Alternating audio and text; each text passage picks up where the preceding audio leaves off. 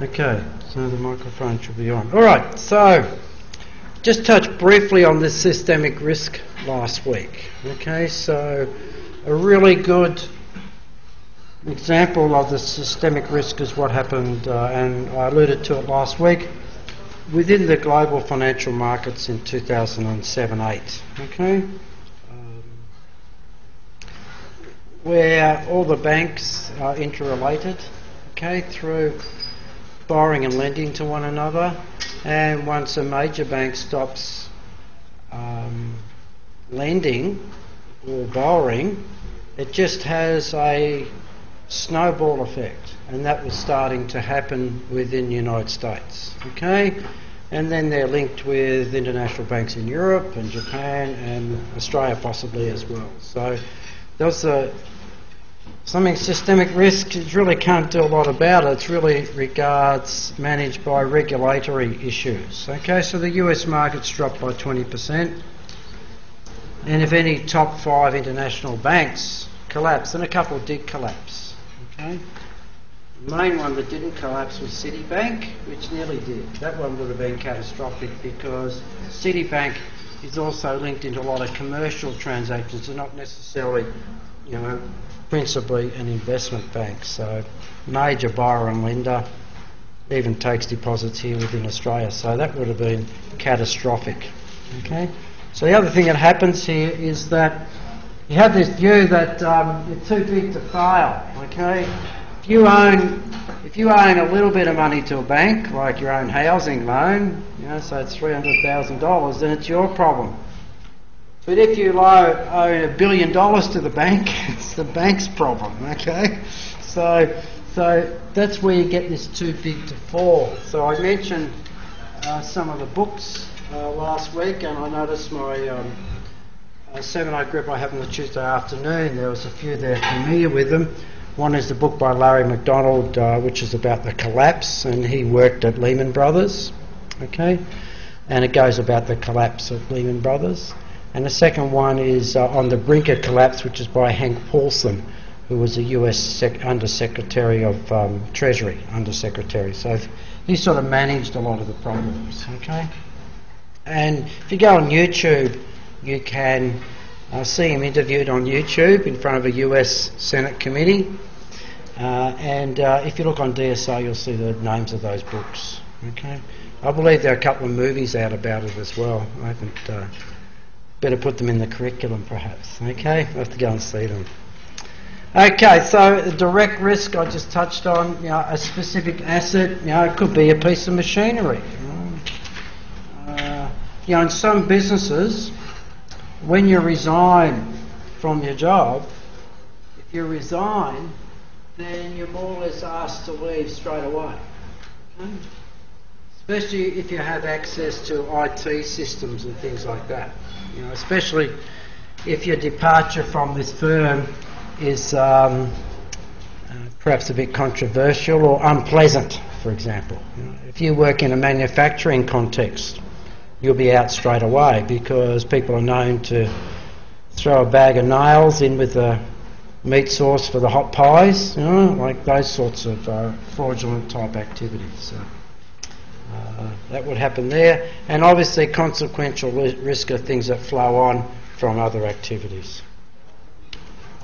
Okay, so the risk we're primarily concerned with in this unit is what's really associated with financial risk, and from your previous studies you generally know, but one way of just sort of encapsulating it in a couple of terms is that it's just a change in a balance sheet. Your assets and liabilities change. The assets get devalued, your liabilities get revalued upwards. That's the worst thing you want to happen. Okay, there's a financial risk associated with that. And the second part that you'll know from those who've done studies in accounting is this cash flow becomes very important. Okay, so it's a variability in your cash flows are significant risk.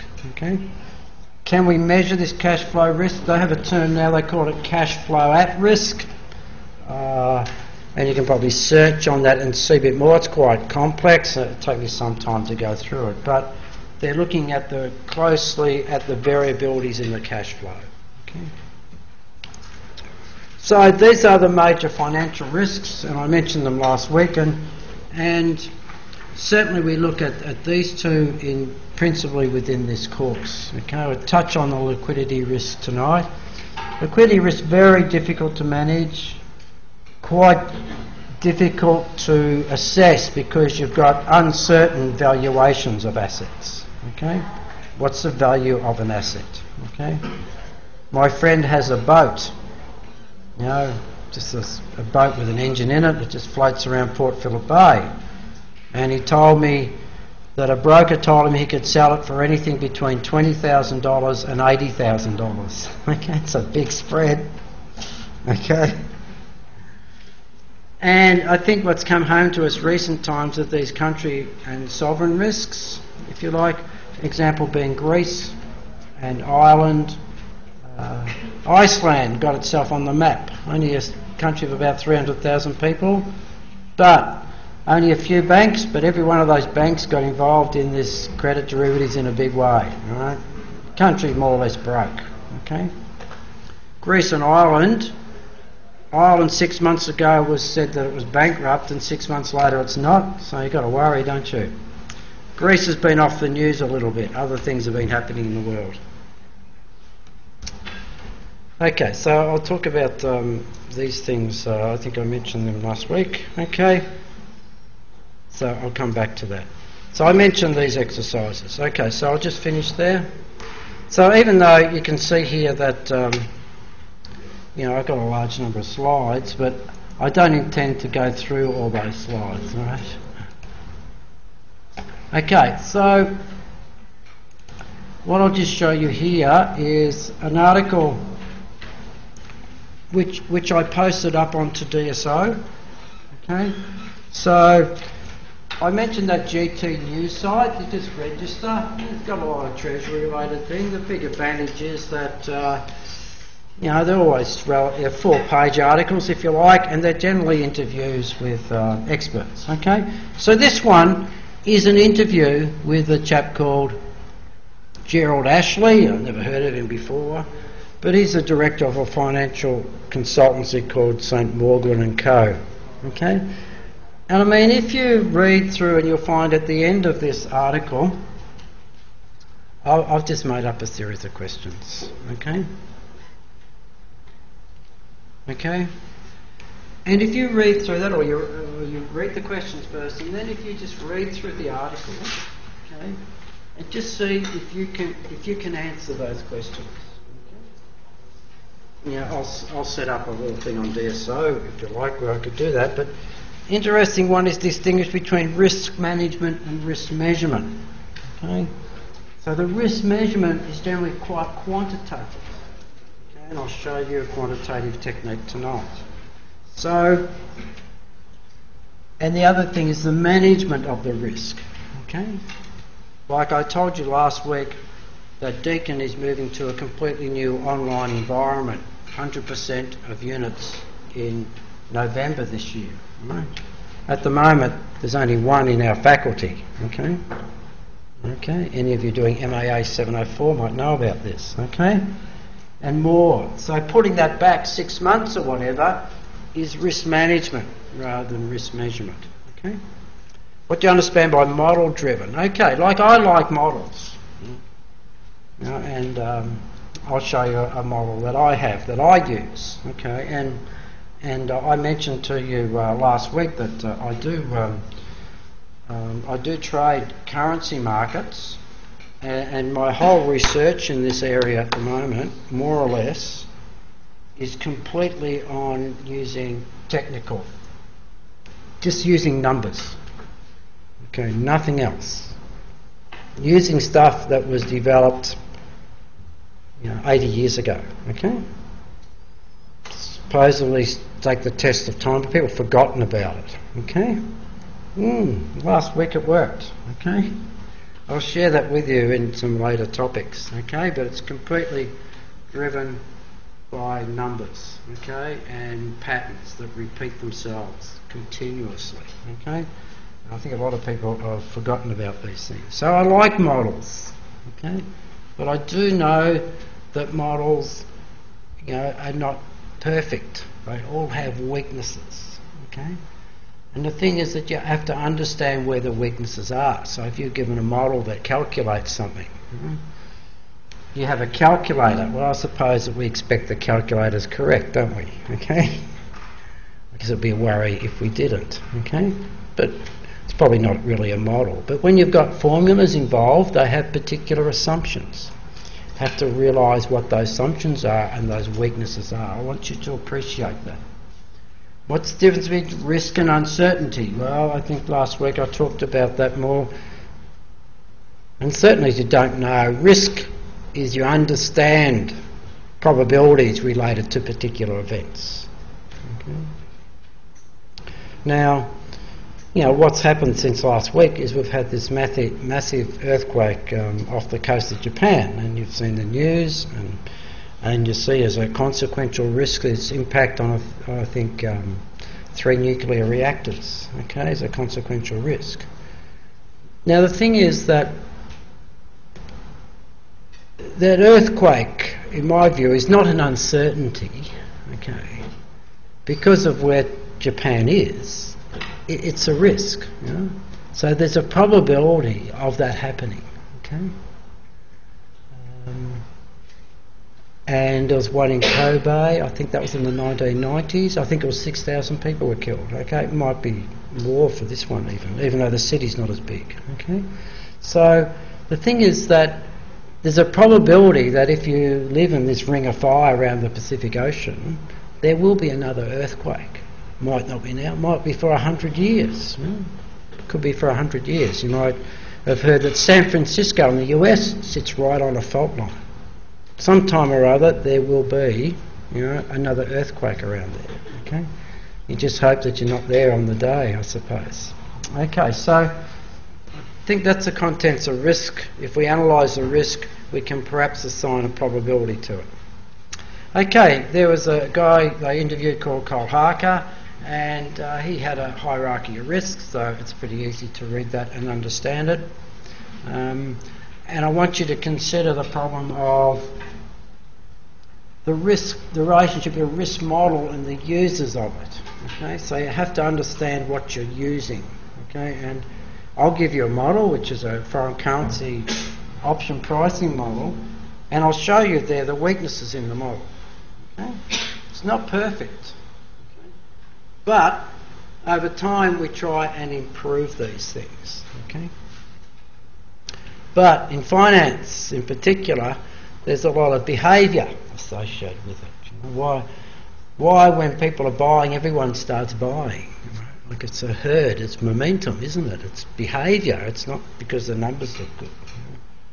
You want to buy into the market before it goes up. That's what happens in the property market in Australia. When it starts to move up, people come in because they think it's going to get higher. The momentum creates it. So that's on there. So it's very, you know, sort of relevant, I feel, to what we're doing here. Okay. All right.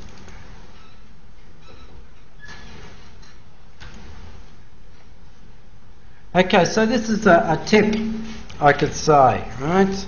And it comes from, you know, if you're like a trader, okay, equity trade or something. So you plan.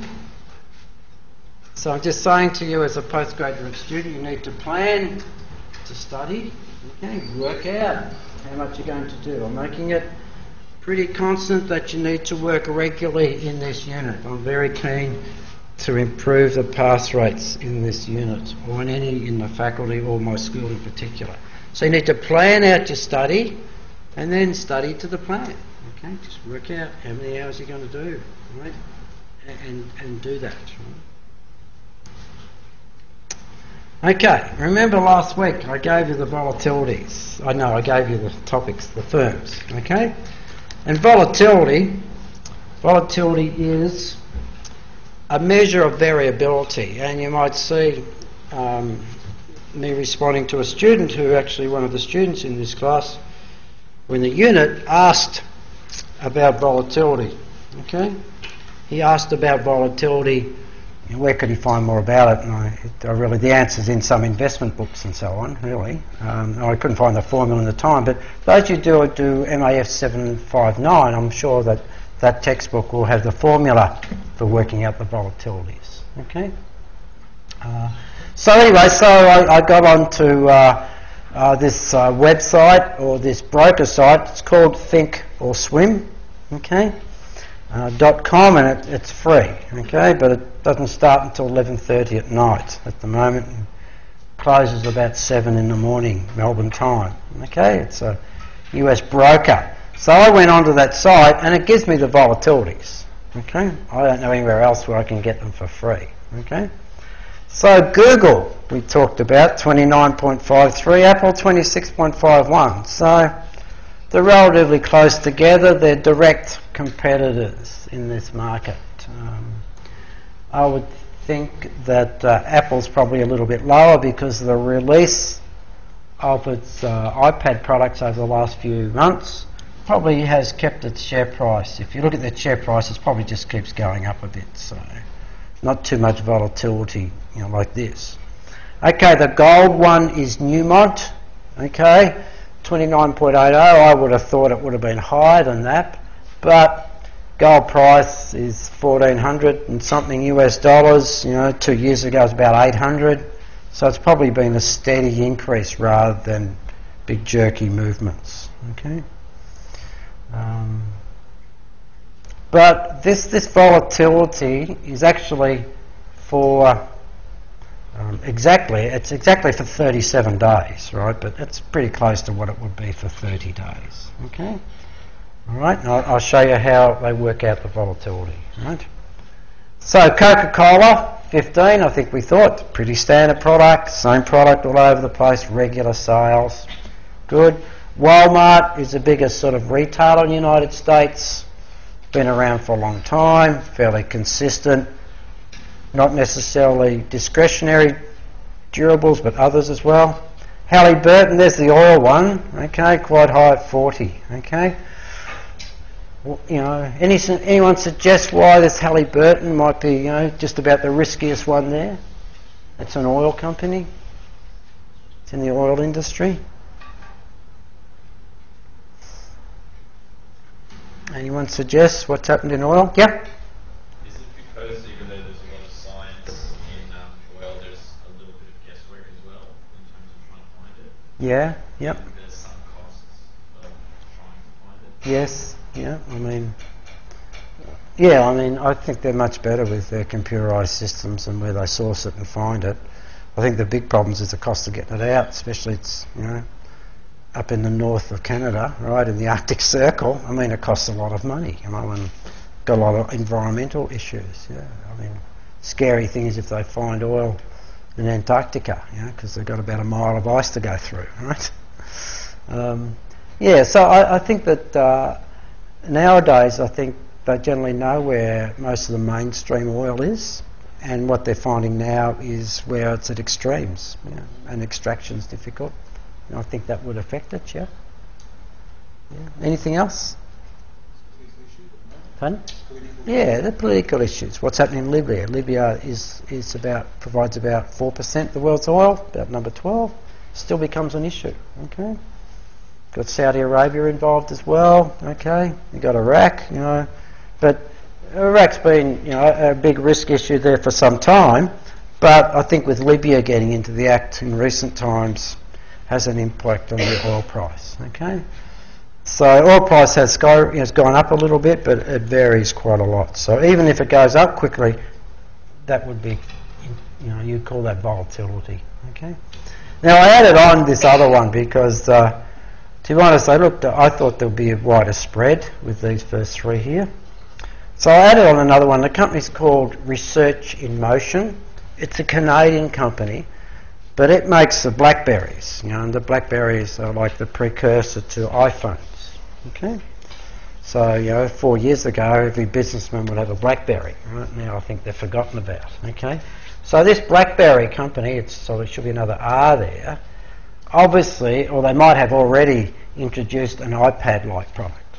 Okay, Android, no, it's someone else.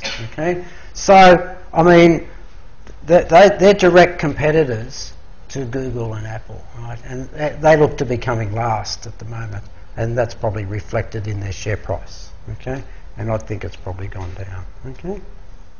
So the volatility.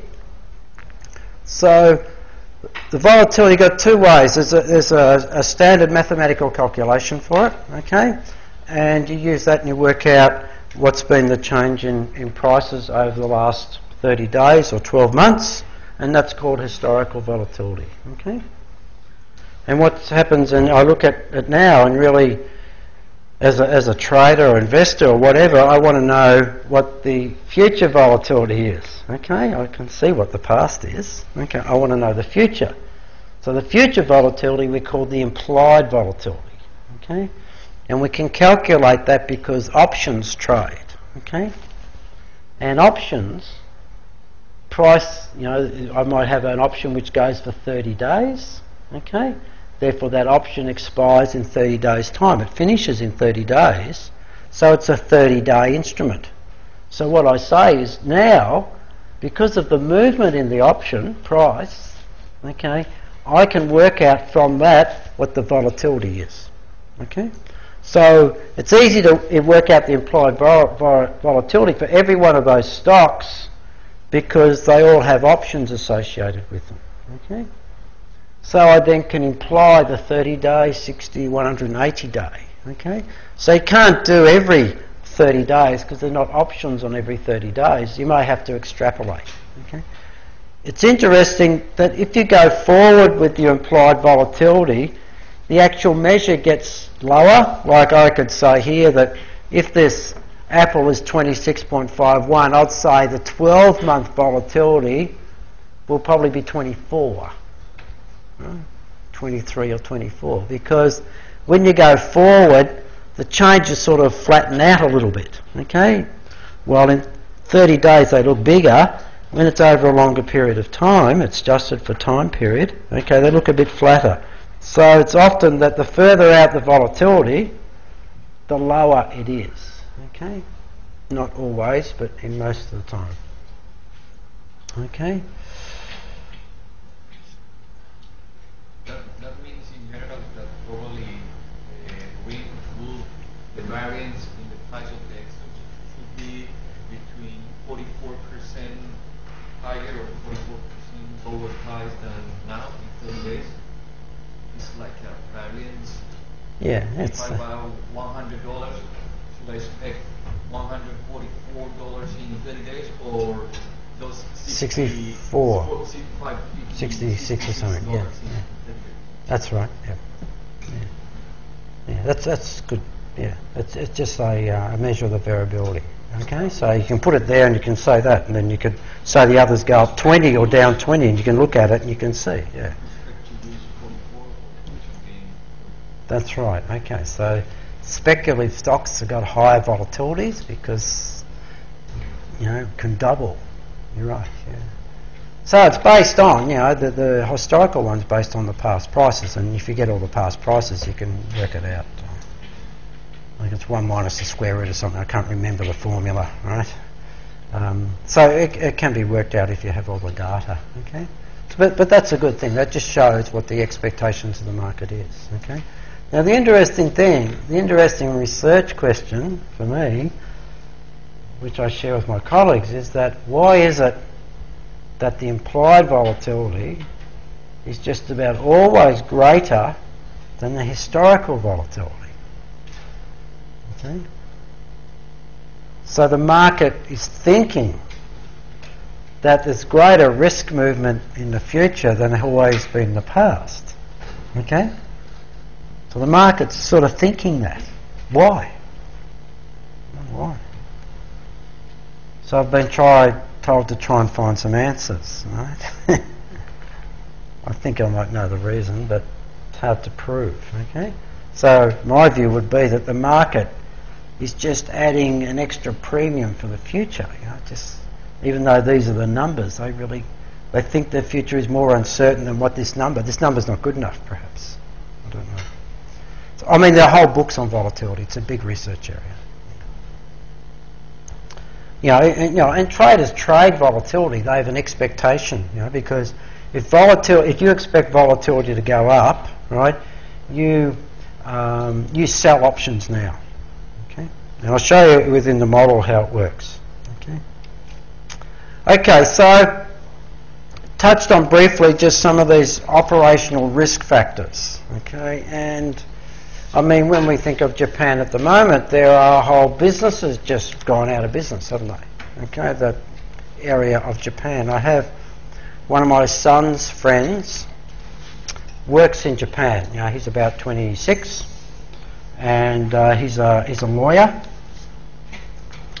It's interesting. This boy is, I would call him genius level, right? He was a top law student at Monash University, okay, but could not get a job at a law firm in Australia, right?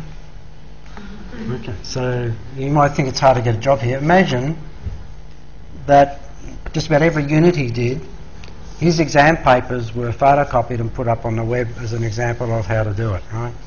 Not just in writing and law, but in mathematics, genius level. So he had to go to Japan to get a job as a lawyer, okay? So he works in Osaka for a firm of patent lawyers, and now he's in charge of this patent lawyer, you know, so it's all trademarks and patents, you know, through China and Japan, South Korea, right? So, anyway, I spoke to his dad, his name's Martin. How, you know, with the earthquake, is Martin alright? He says, oh yeah, he said when the earthquake came, they had a few shutters down like circus. They all went out of the building and stopped shaking. They all got sent back to work because you know they were a long way away. Okay, so they did not stop at all. Okay, okay. It's the problem getting really high marks, isn't it? Eh? Don't know what they're looking for. Okay, so business continuity and recent examples is just flood crises here in Australia. I'm not sure I mentioned the crisis management. You know, a really good example of crisis management is an Australian mining company called Sundance Resources, who last year had all their, I think every director of the company was killed in a airplane accident in Zambia. Okay, they were flying to a mine in Zambia, and they were in a small plane, and I think they were all killed. Okay. The next day I heard the previous chairman come on, interviewed on radio, explaining what they're going to do. He knew all these guys, they're all men who were killed. And he was in crisis management mode. I was just so impressed by what he had to say. Obviously that's why he'd been a CEO and a managing director, you know, and a chairman, and he'd given up those roles, but he had to come back as a managing director and chairman of that company. Okay, so that's sort of crisis management, and an example of crisis management is probably the Japanese government at the moment, isn't it? You know, when people are very anxious about nuclear fuel and so on, and there's a lot of different views on that, and you know, they don't want people to panic, and yet they want to tell them be transparent. So it's a very difficult balance there. But when they ask 200,000 people to evacuate, then it says something, doesn't it? Okay, so you have to rely on the scientists being able to do it. But the management of these nuclear reactors, they have so many protective systems through them. It's not like the same as what happened in Ukraine, a place called Chernobyl in Ukraine, which still you can't go to, and the other one, the US 3 Mile Island. So the scientists learn from those things. Okay, so crisis management is big.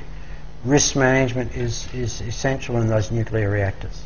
Information technology, like I mentioned about the one at RMIT they had a few years ago where they could not invoice students, so they could not collect student fees. Okay, so a bit hard to run the business. Okay, so it was to do with their IT system, they couldn't get to work. Okay, so information technology is important. Okay, for instance, you know, as students, that you can get your results from an SMS gets sent to you. You get your results, okay? And you can get that generally on a Friday night, day before the rest of the trimester. You want to understand how much work goes into getting them done. It's unbelievable, but you can get them that quickly, okay? You don't have to wait for them to be posted to you. Personnel, we mentioned fraud, obviously. You've got a lot of risk with suppliers that they sell the correct products. You know, the Qantas engine, the Qantas aeroplane, Indonesia, had one of its engine more or less fall off the plane, and then it turned around and went back. I think it was to Jakarta. Okay.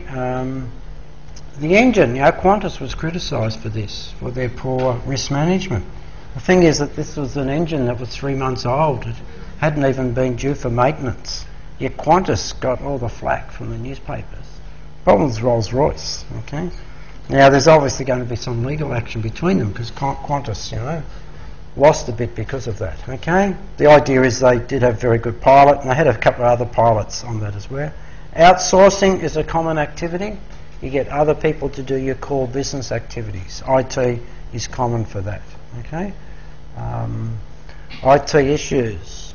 If any of you have bank accounts with National Australia Bank, you can probably know what happened to their ATMs about a month ago. Okay. Big problem when they changed their system.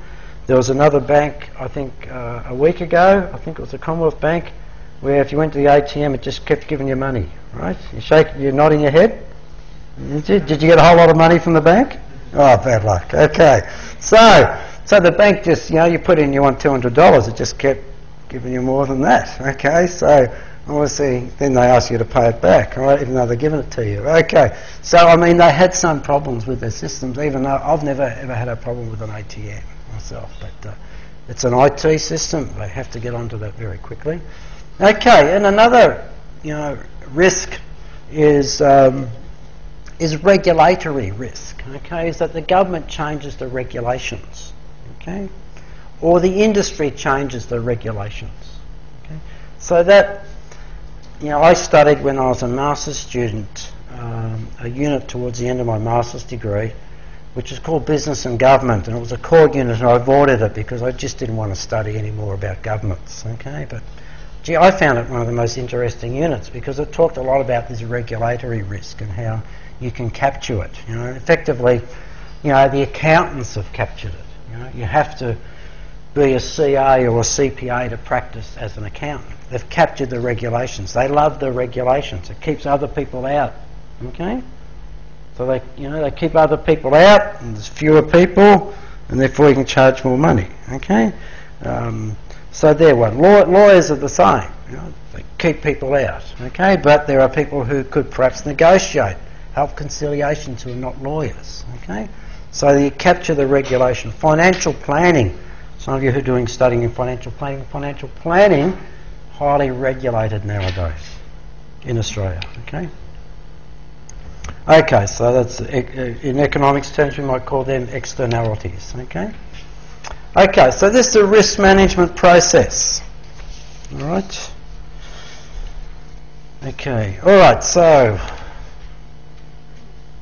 Okay, just to share some other things. Up on DSO, you'll see there I've been busy last week getting it set up. Okay, that I've set up topics there related, folders related to each topics, and they didn't set it up correctly, so I've reorganised it this afternoon. So it's got each of the topics, really, and you can ask questions within there. Okay.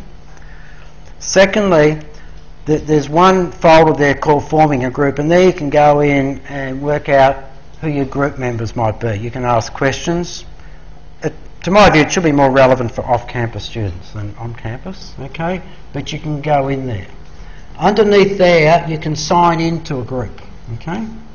So when you sign into a group, make certain you know who your group members are. Don't just go into a group and wait for someone to arrive. Okay, it's sort of, they might arrive and they might not arrive. Okay, if they do arrive, they then come to me and say, there's already this person in that group and they're not someone I've talked to, so I have to take the people out, and I might take you out as well. Okay, so so we can have some bit of time at the end of the class where you can form some groups. Okay, so the assignment has been rewritten over the weekend, and I finished it this morning. So the assignment I'll have up on DSO on Wednesday morning. I rejigged it a bit, took off one question and extended another. Okay, so it's a group assignment. There is assessment in it related to your group. Okay, if you go for a job interview, you'll have to go through some teamwork process. That's important.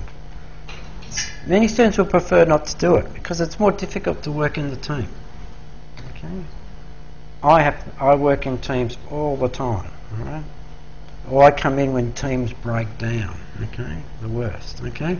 So it's important, but it's a really good planning, skill development activity, and I have the 6 marks out of 40 on your report on how you work as a team, okay? I'll give you some examples of what students have done in the past. I've done exactly the same in the unit MAF 760 International Finance, okay? And generally the groups, they can document the meetings they had, how they split up the research tasks and other things, and then who proofread it. All these things, if they can write a fair bit about it, they generally do a really good assignment, okay? Okay, so that's up there as well. And you'll see that also, how many students here don't have a copy of the readings? Anyone here not got a copy of the readings? No. I've not tried out one. We have more copies. Okay. I take it in each. All right. Okay. Okay. The ones in the back of the study guide. Yeah. Yeah. They're all there. Okay. So I have. Yeah, it's all in the back, isn't it? I have 2 students who only received the front half. So looks like it's only 2 students. I'm sure more would have told me that. So anyway, what I've done is I've put up a link. I haven't got a copy of it myself, but I've put up a link where you can go to this link and you can actually download it if you wanted to. Okay, but my view is a hard copy is better. Okay. Okay, so that's a bit more about within the unit. Okay. Anyone got any questions about the unit and what we're doing and whatever? So I stage it out. Like I have a model, but I won't put it up until I go through it in the lectures, because otherwise you just keep asking me questions about it all the time. And I've just had it, there was this minor error, got sorted out on the weekend, I hope. Okay. So I'll put that up. I need to show you how it works, but it's got other videos that come with it that show you how to do it. And you need to use that model within the assignment, okay? So when I put it up, you need to download a copy and manipulate it, okay? Any questions? Okay. Obviously you came second week because you want to do the unit, okay? All right.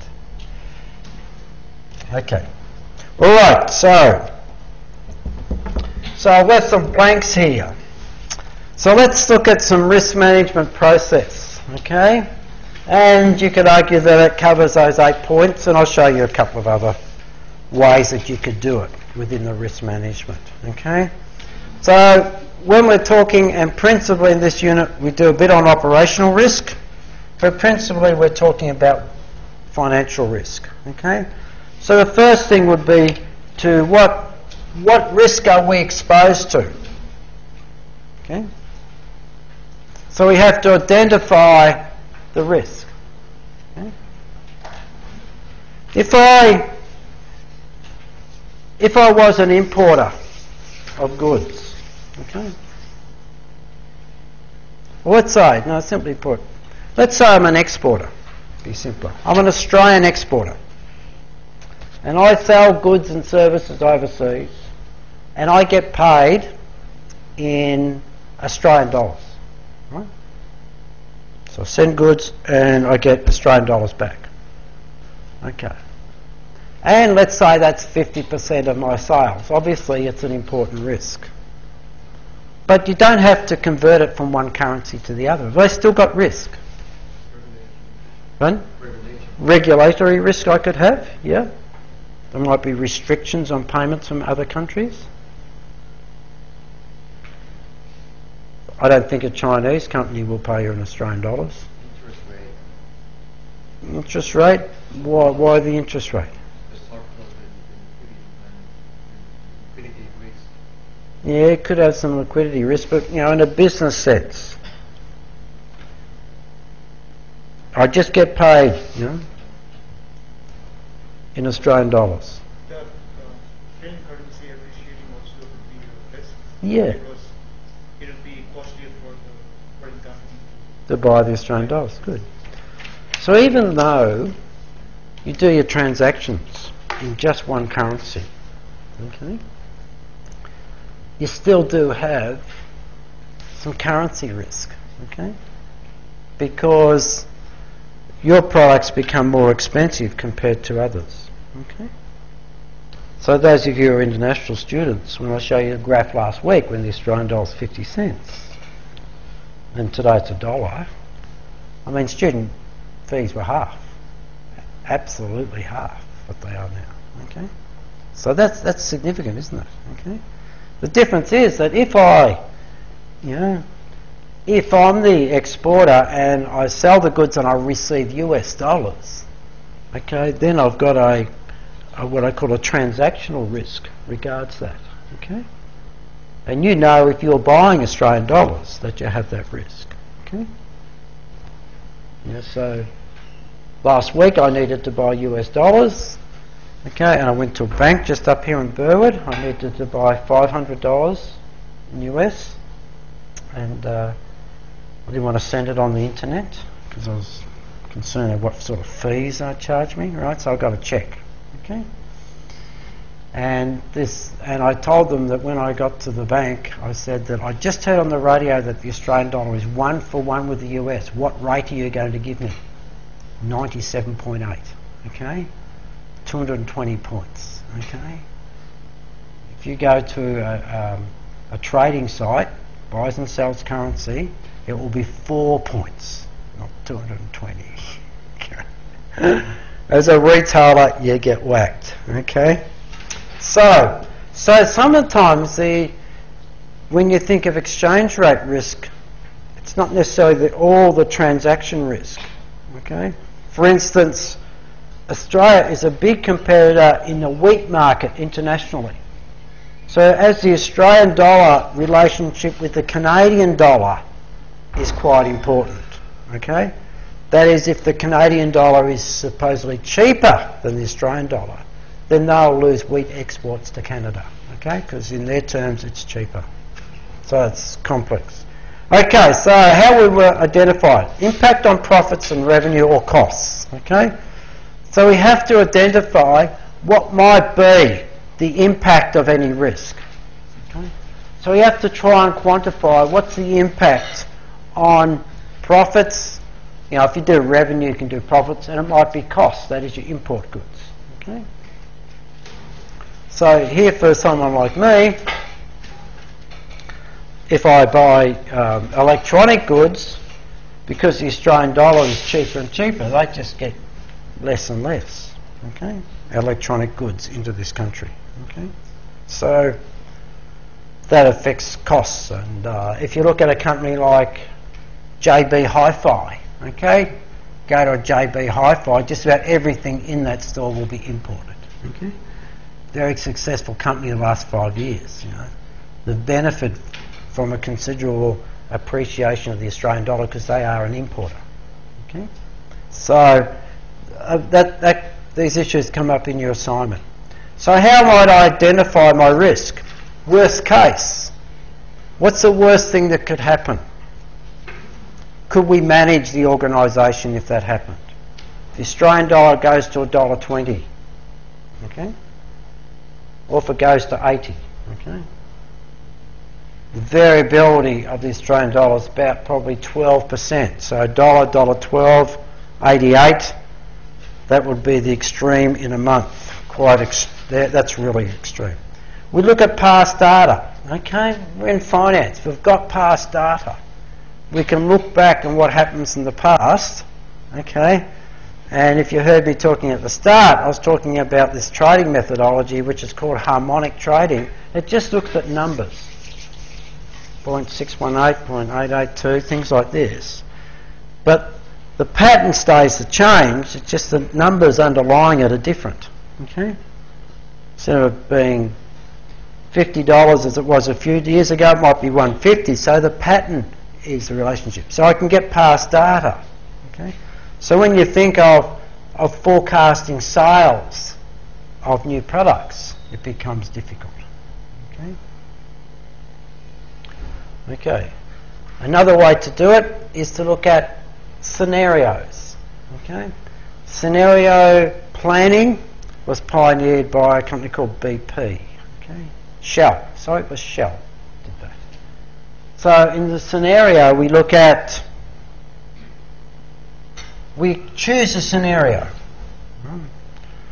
And let's say I think of interest rates. Interest rates in Australia go up, the government increases the interest rates by 2%. What happens to borrowers? Okay. If it goes to 4%, what happens? So if I'm a bank, I could do that scenario. If it goes down by 2 percentage points, something reasonable anyway, what will be the impact? Banks will be doing that all the time. Businesses will be doing that too. Right? Okay, so that's something that you could do in your assignment, you'll see there. Okay? Identifying the risk, modelling the risk to see what happens. So scenario is very powerful, but if you read in that article on, from GT News, you'll see that there's some criticism. It's fairly non-specific at times. You know, for instance, how do you estimate the behaviour of governments? Okay? What do you think they're going to do? Pretty difficult to predict at times. Okay? And also the size of the risk exposure. It might be just small compared with the whole business. Okay? It might be just 5% of sales. So perhaps you don't worry about it. Okay? Okay, so what's the impact? Well, obviously, we're going to look at the impact on the financials. Okay? So if this happens, what's the impact on the profit and loss? Okay? What's the impact on the cash flows? Okay? So you have to do some estimates. It's really, you're never going to get these estimates correct. You're never going to be able to forecast them exactly. But they might be within a particular range. Okay?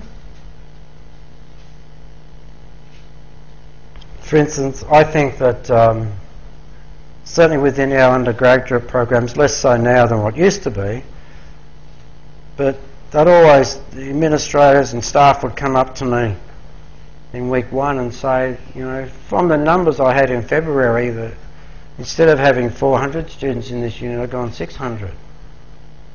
Because the university told me 400, 10 days ago. Well, if you had asked me, I could have told you it was 600. Because there's a whole group of international students that come in the last week. They're not counted. Right? So if you look back at the past, so you've got to look at the data, okay? And I do analysis of student numbers, okay? And it becomes difficult to do.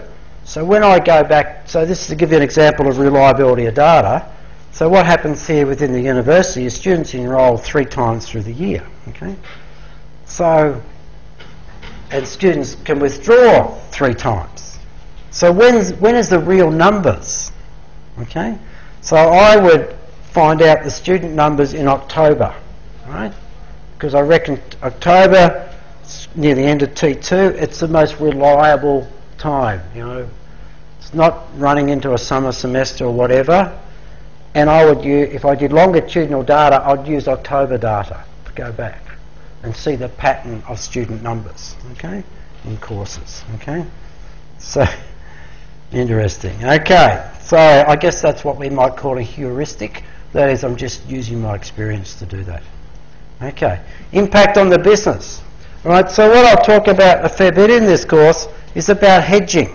And I'll explain some aspects of hedging a bit later tonight. But the thing is that all the academic research on hedging, okay, says that you shouldn't do it. Let the market decide. Okay? But if you are in a business that if the currency keeps moving against you all the time and your costs keep going up and you cannot pass those costs on and you go out of business and you come to me as an academic and tell me I got it wrong, right? You're correct. What period of time? The big companies can survive because they're generally diversified across currencies. Okay, smaller ones need to consider the hedging issue. Okay, assess attitude. This is very difficult to do. Okay, this is when you're assessing a culture of risk within an organisation. Okay, some organisations are risk takers. Obviously, Apple is, isn't it? Apple is new products, continuous. Put them out in the market. Microsoft sells products before they work, right? And they set up a website where you can tell them what the bugs are, and then they'll go and fix the bugs. But you already bought the product. I mean, it was a fantastic way of doing it, right? They get everyone on side, okay? Or other organisations are lower risk, okay?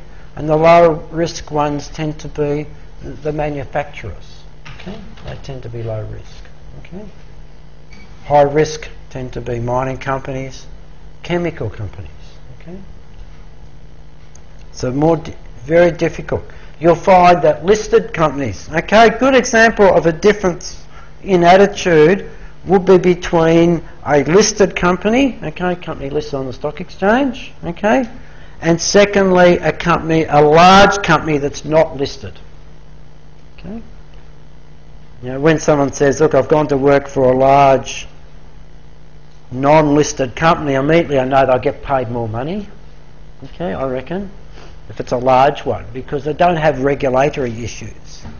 They obviously move around the market because they don't have to put out reports to the financial markets every 3 months, and everyone wants to know what they're doing. They can just go and do stuff. You know, they don't have to wait. Okay, so well, the listed company are heavily regulated, but you're a listed company because you need to raise capital. Okay, you'll find in the United States there are incredibly large private companies there. Okay, develop, select a strategy. Is insurance available? Can I insure this risk? That's a common thing. Do you then buy insurance? Okay. Now this issue what's happened in Japan and Christchurch will have if you go and look at insurance companies, I bet their share price has gone down this week. Okay? Because all the insurance companies, the major ones, are all linked into events right throughout the world. Okay? Because they reinsure. They have another industry behind it. Okay? And you may hedge using financial instruments. Okay? So for some financial risks like interest rates, commodities, foreign currency, credit risk, equities, bonds and so on, you can hedge against them. Okay? Okay, you evaluate the products if you like. Okay, here's an example I've put up there. Okay, you want to tell me what BBR means?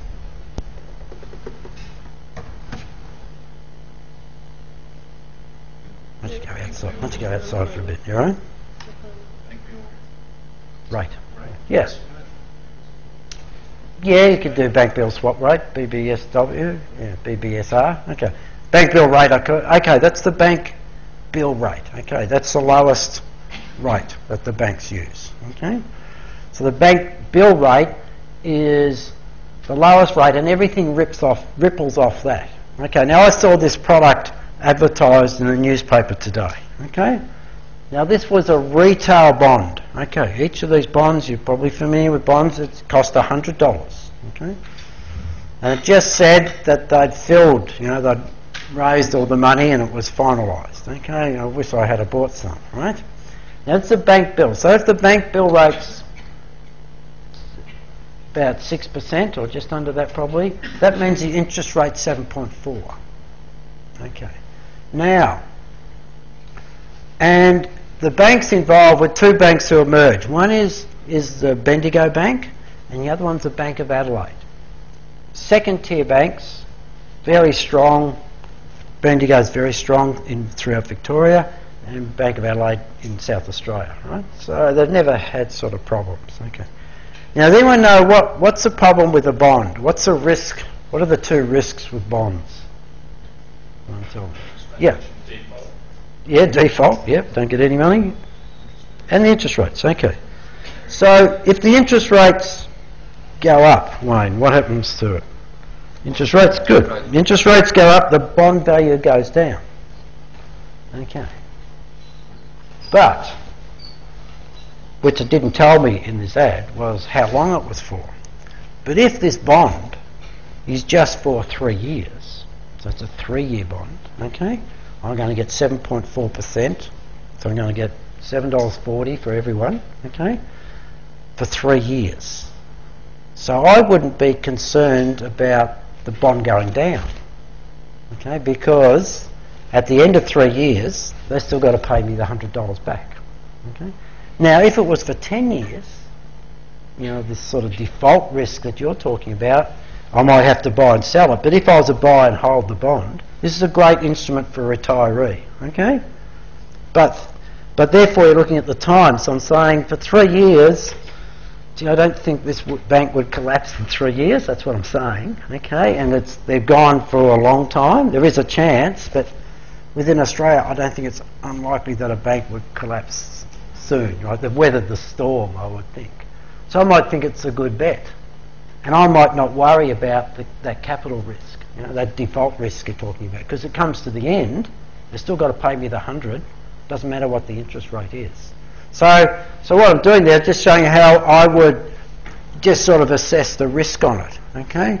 Because that 7.4 is probably, you know, a pretty good return for what I would think would be relatively low risk, okay? So my probability of them defaulting, as you suggest, would probably be less than 1%. But it could happen, okay? Okay, so that's just one example there of, you know, just assessing a product and whether I needed to manage the risk. I wouldn't bother managing the interest rate risk on that one, okay?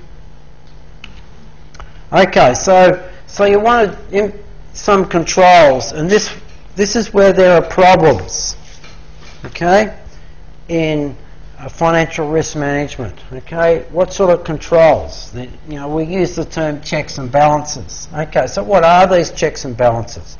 They are approval limits or approvals. Some people have to sign it, okay. Okay, for example, within my school, everyone that we employ, okay, to do any work for us, it could be for 1 hour, right, I have to sign. I have to sign, and they put me a document with all the details, and I have people check it all for me, but I have to sign it, okay? I have to give the approval, or else they're not employed, okay? That will be for junior staff rather than professors, okay? So you might have size limits. Someone might be able to approve a transaction for $1 million. Someone else might have to sign it off if it's 10 million. Okay, so that's a check and a balance. Okay, how do you get around that? How do you get around that? You do 2 transactions, don't you? Right. So if it's for 20 million, you do 2 transactions for 10 million. Oh, we're already thinking. You see, that happens.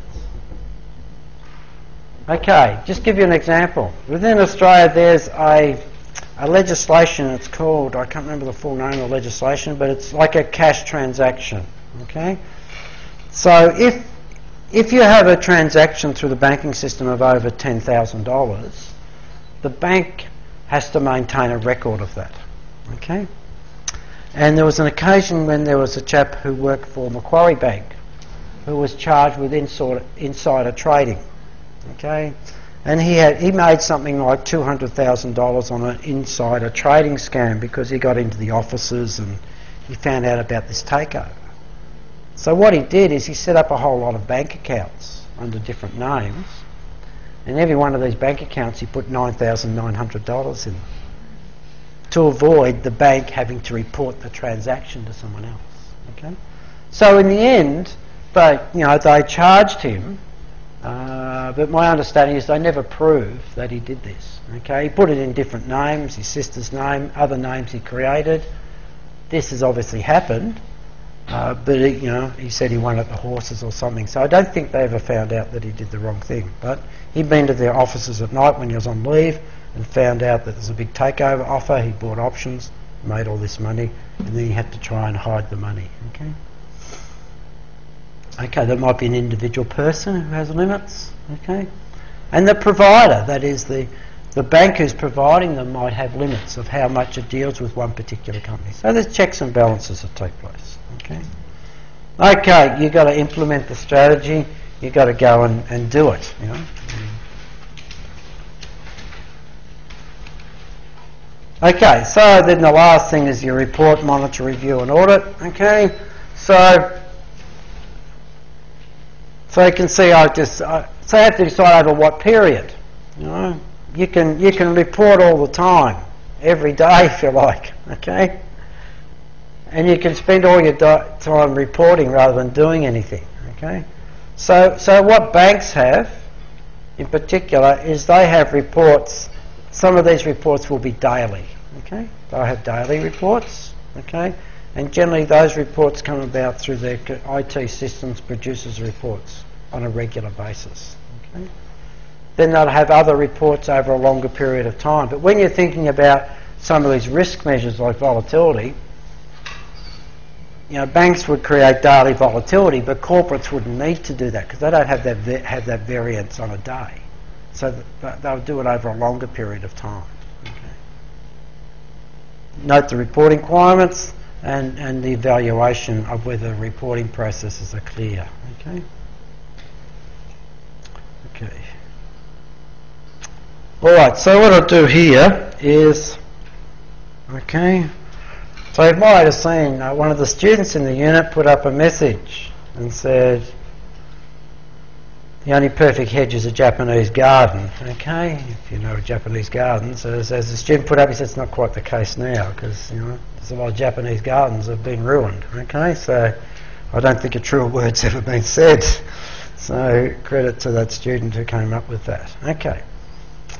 So I use this word hedging often in this course, and I know I have some students here who perhaps not done many finance units and are not sure what I mean by hedging. Right? So what I want to do is I just give you an example of what I mean by hedging. Okay? So the example I constructed up here is to do with an oil futures contract. All right? So the oil trades every day, and oil trades depending on the type of oil. Okay? It can be Texas crude, I think it is, or West Texas crude, and there's a particular type of oil that is traded in Singapore, which is it sets the price within Australia. Okay, so the thing is that if I am a company, an airline company like Qantas, I have to buy a lot of oil. So a significant risk for Qantas is the oil price as it goes up. So what Qantas will want to do is they want to hedge against the oil price. Okay, so what they do is they buy a futures contract off a futures exchange. Okay, so all the texts have them about futures, but they make it a bit complex. Okay. Okay, so perhaps I'll ask if these two girls here. So could you come out the front? Yeah. Okay. So I'll just show you how the hedge works. Okay. What's your name? Budavi. Yeah. Emma. Okay, so you just stand there, right? You just move over there and you just face the class. Alright? Okay, so Budavi is the price of oil. Okay? Okay, you're the price of oil, so you sort of go up and down like this. Okay? Alright? Can you do that? Yep. So she's the price of oil, but because of her height you're sort of limited to how far you can go up, aren't you? Oh, that's all right. We'll work through that. Okay, so you can go up and down. Okay. All right, so we've done that. That's enough. Okay. Now, Emma is a futures contract, right?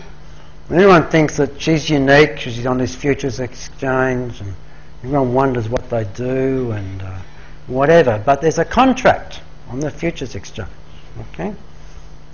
On the airline, okay? I'm worried if this price of oil goes up.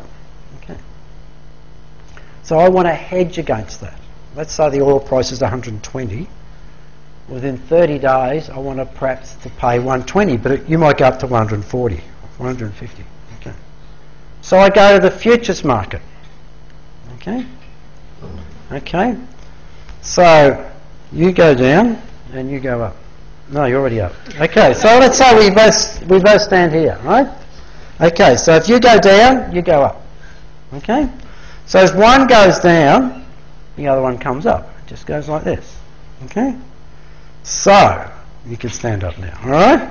So if the oil price goes up, I want to enter into a futures contract, right?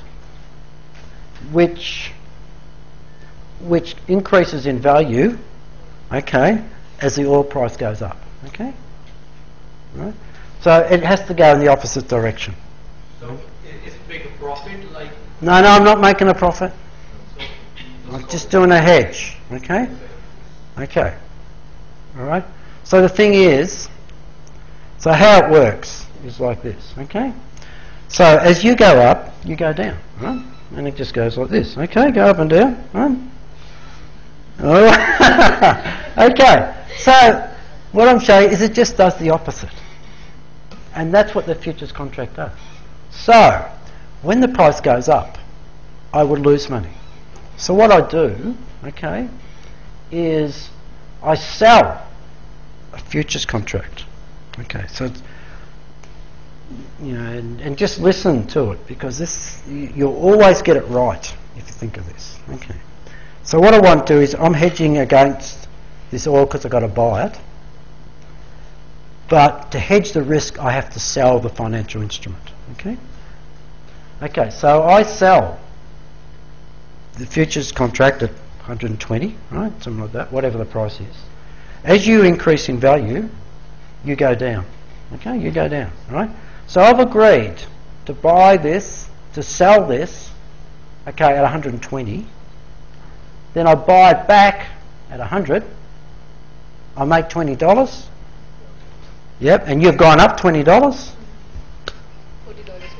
No, zero. Zero. Yeah.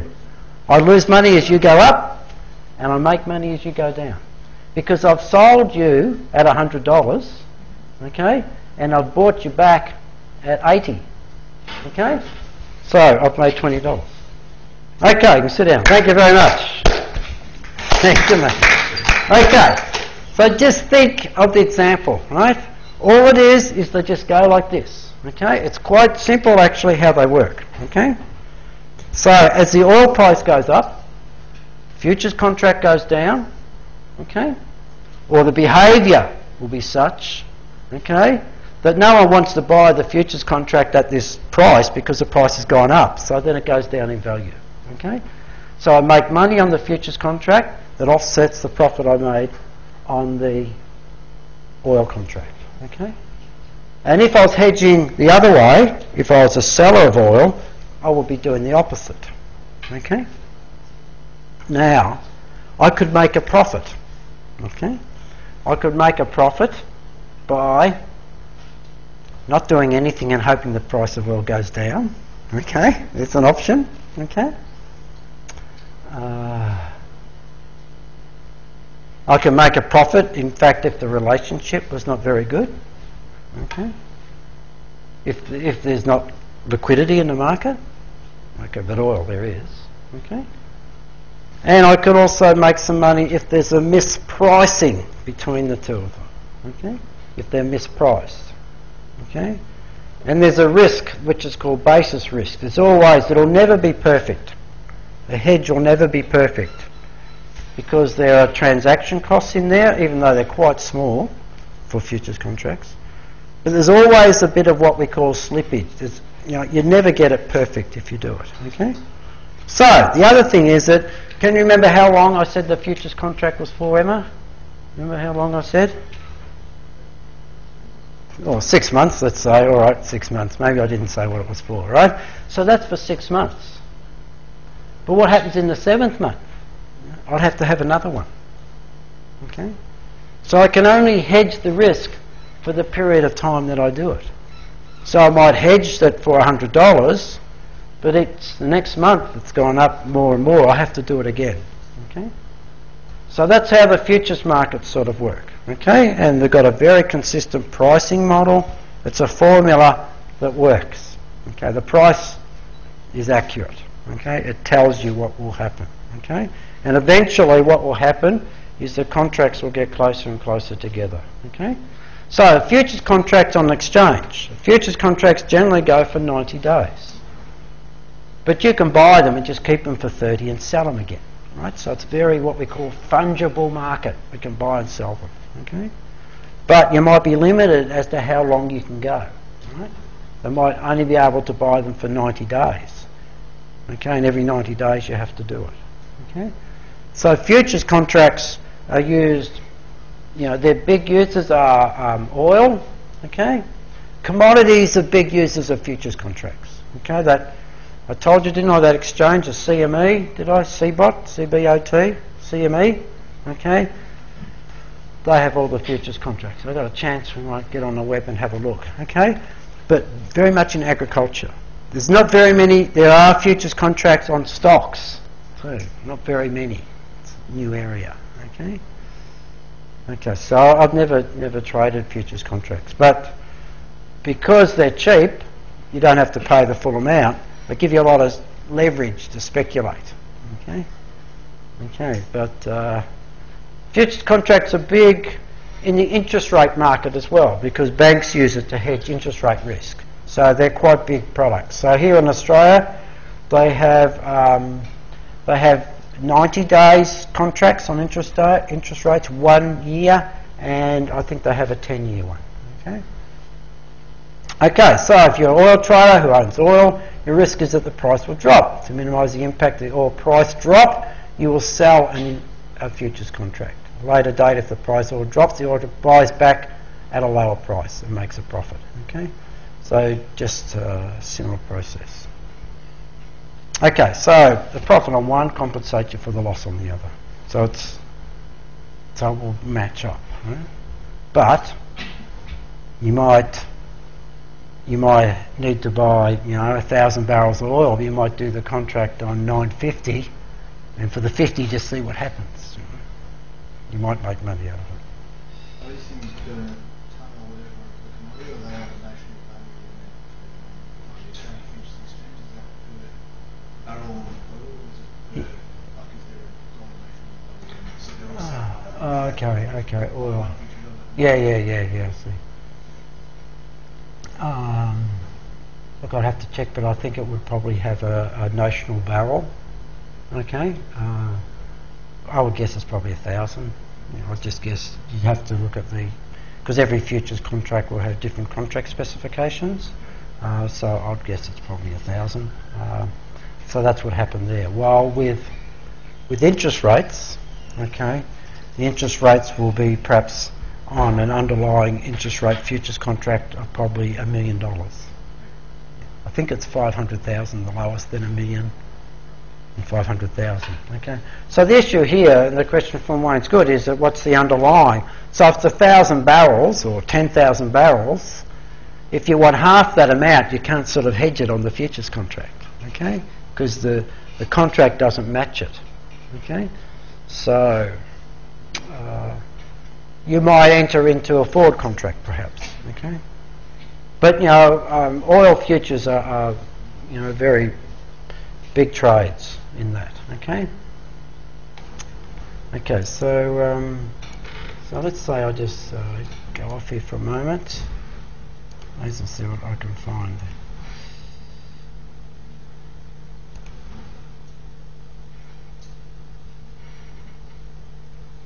If it lets me in.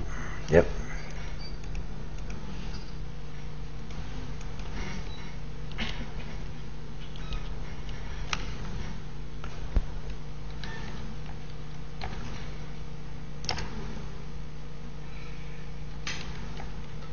This is checks and balances here. To get into DSO, to get in the actual DSO, I have to put in my password 4 times. I've got it automated at last. Right?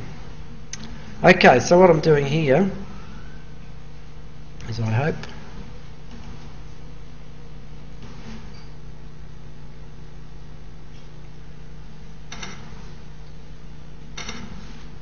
okay, so what I've gone into here is this big exchange in Chicago in the United States. It's called the CME.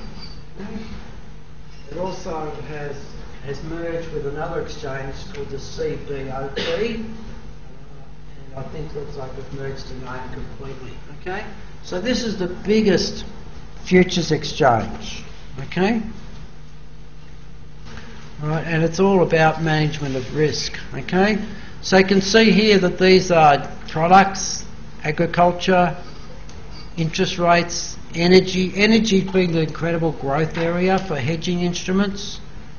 Okay, so here you can do Brazilian reals. Okay, metals, equities. Here's the weather. Right, we'll do the weather in week 7. I'll show you how we can hedge the weather. Okay, so let's say I go to agriculture. Okay, so these are all futures contracts on particular agricultural products. Okay, you know, wheat is a common one here in Australia, and this contract would be used by wheat exporters within Australia. Would use that wheat contract. Okay, so if we go into it, it'll specify what the requirements are. Okay, and there are some options as well. Okay, so I'll just see if this other exchange is operating.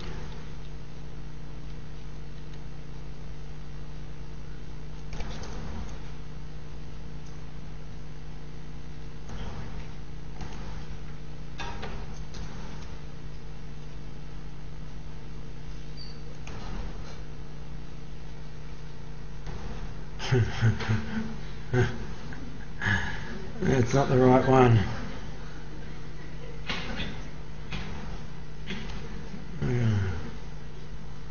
Okay, I don't want to go. I don't know what I'm going to get into. All right. Okay. Okay. So it's an exchange in the US called the Intercontinental Exchange, ICE, as I remember it. It's based in Atlanta in the US. Only about 10 years old. It's traded on stock markets, and it does energy, just mostly energy. Very interesting that you could start an exchange, you know, with a year. So I don't know.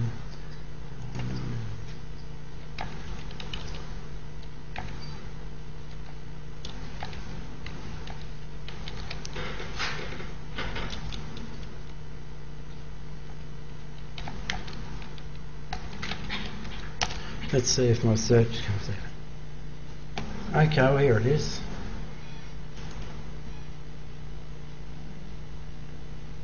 Okay, all right. It's not called ICE, ICE. It's called VICE. Okay, all right. So you can see this particular website, right? And Brent. You know, I use the oil. Brent is just a quality of oil which comes out of Europe, actually. Okay, so you can see here. They've got different products. Okay. And they're linked into other exchanges as well. I mean, it's just phenomenal what they do. Okay, so you can see it's, you know, canola is a big product here. Grow a lot of canola in Australia. Sugar, Henry. This is the price of natural gas. Is called Henry because it's this big gas terminal in the United States. This one's named after me. Okay, it's a Russell 2000. It's an index of the top 2,000 companies in the United States.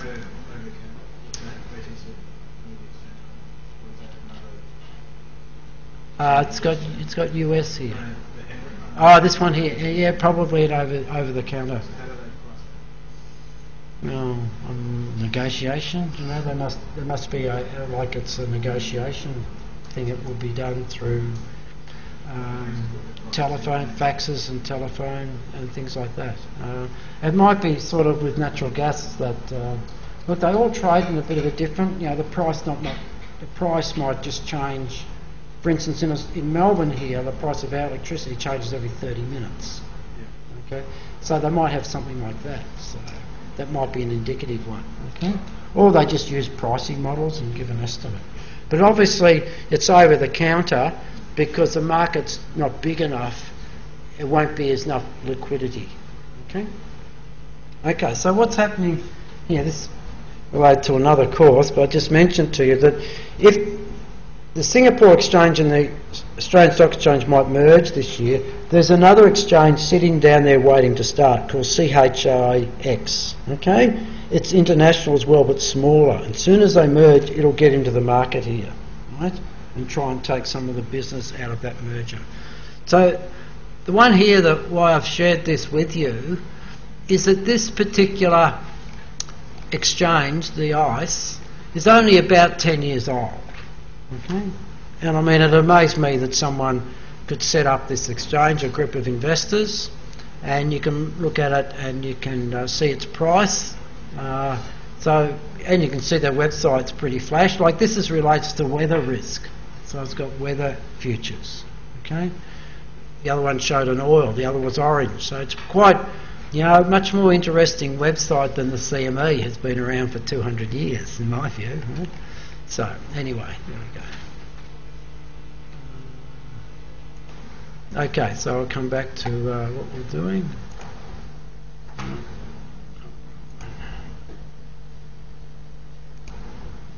Okay, so a bit convoluted there, but I think you get the idea of what I mean by the hedge. And the hedge means that we're taking away a lot of the price risk. Okay? All right, so what I want to talk about now is a methodology which has probably been used quite extensively in the last 10, 15 years. More so in the last 10 years. Okay. We call it VAR. Okay? So its other name, its full name is called value at risk. So it's a very quantitative method. Okay? So what I've done, within the readings, there's quite a long article, relatively complex. But I uploaded another one last week, which I put in the Learning Resources section for this class, and that's a shorter article of about 10 pages. And really, I base what I'll talk about tonight with that particular information. Also, if you've got the slides, you'll see that I've also pulled off some data from a presentation at the National Bank last year. So this one here,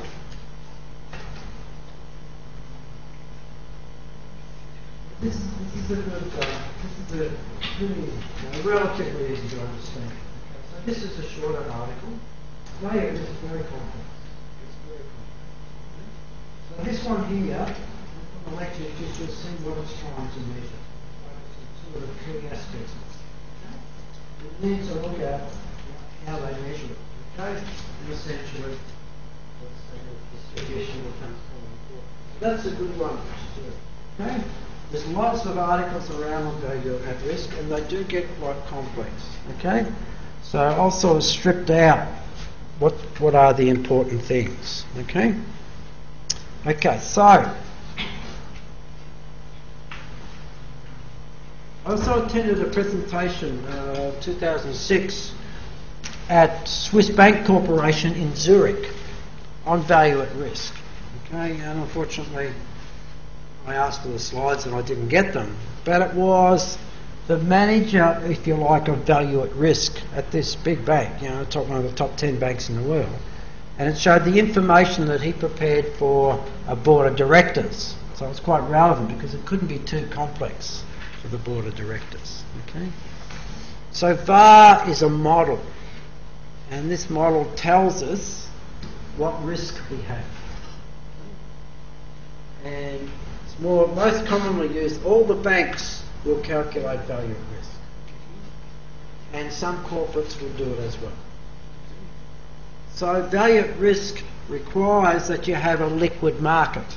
Okay, so they'll calculate value at risk on currency, credit defaults, credit swaps, okay, interest rates, for example. Okay, all right. So, estimate the likely loss of market value over a predetermined confidence level and holding period. Okay. All right, so we use a normal distribution. Okay, and what's the likelihood that we're going to make it?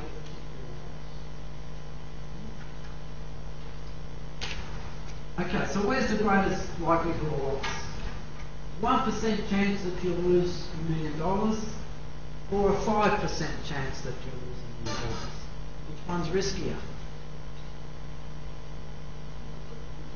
Right?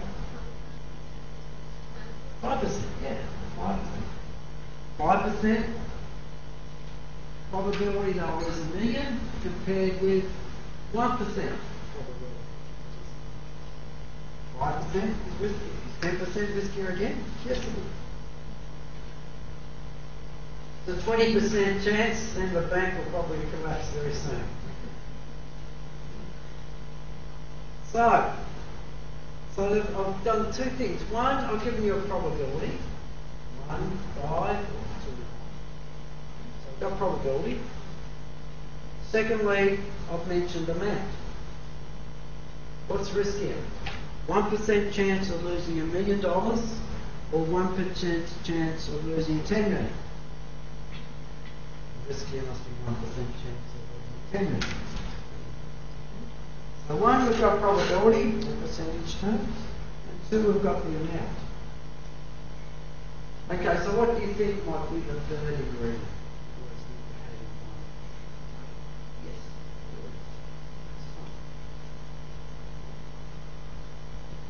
Is it for a day? Is it for a month? Is it for a year? That's good. So really, that's what it's really, those three elements. Percentage likelihood of losing. They don't talk about making money. Losing. Okay? How much? What time period? That's what it is. And we can create these very complex formulas. Okay? That's essentially what it is. Okay? So when you come to look at value at risk, what becomes an issue is what time period do you do it over? Do you do it over the last 2 years,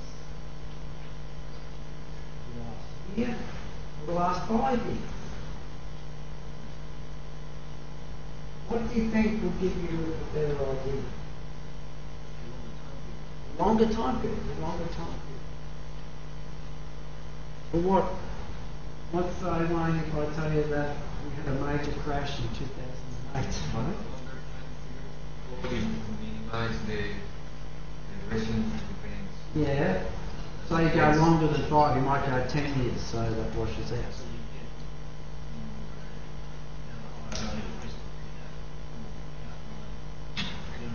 Yes. Yeah. Now let's go back. Let's say we go back. It's 2011. So let's go 3 years. So we include 2008 and markets. Let's just look at equities. Okay. Now if we include the last 3 years, and we say that our value at risk is this, based on last 3 years, do you think that's a good sample? Because it includes a major, big drop. All right. Yeah, I know.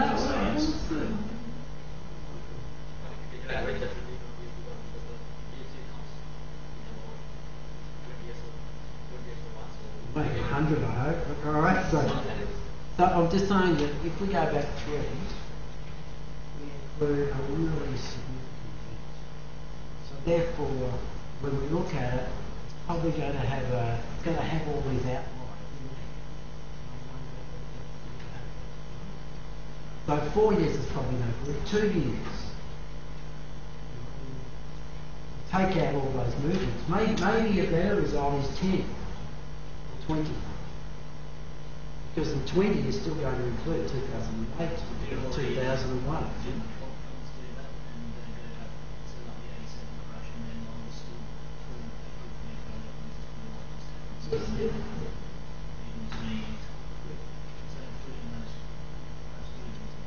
Yes. It's not a great predictor. Right, even though when the markets start to move, they risk went up. It also depends on the business cycle of the Yeah. For example, you will tend to doesn't matter if you take the risk. You give a low because maybe it doesn't 6 or 5 years ago. Apple probably changing every year. I believe they're very difficult. Like look, you know, those of you who study investments and so on, no textbook say it. Many brokers won't forecast anymore. Especially with Google and that.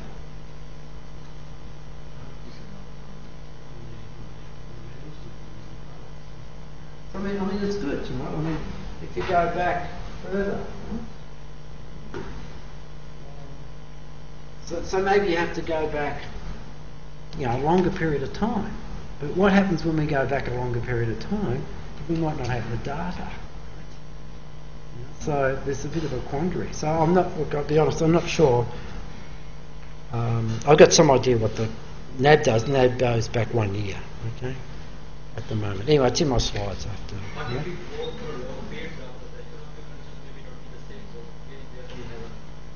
Yeah, there's, I mean, the time period that you take gives you some bias, doesn't it? You know, It's not definitive. yeah, good.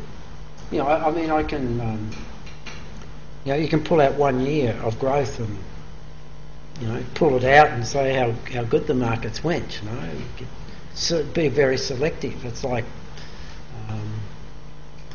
you know, the indexes seem to do well because the poor companies drop out of the index, so the index always goes up. Okay, and it looks really good, but the survivors are in there still, and the others have gone out. You're not measuring the ones that have gone out when you originally bought the index. Okay, all right. So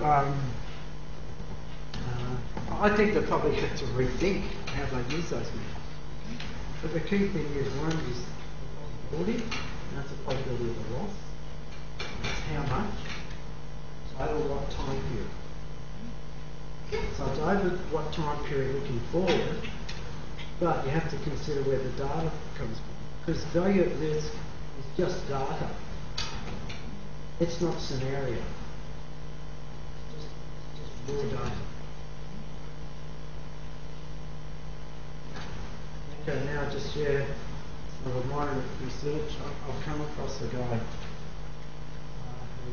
one of those pure mathematicians, and he says that one of his methodologies that if he puts through from the crash of 1930 and he gets data through for the next 9 years, 32 to 92, then he predicted the 87 crash and the recession in 2000.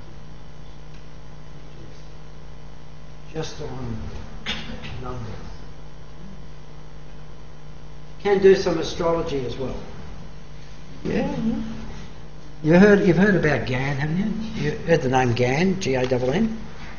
Gann was the original one of the first traders, if you like. Just look at data, and Gann does go into the astrology stuff, but I don't think I'll bother reading up on that.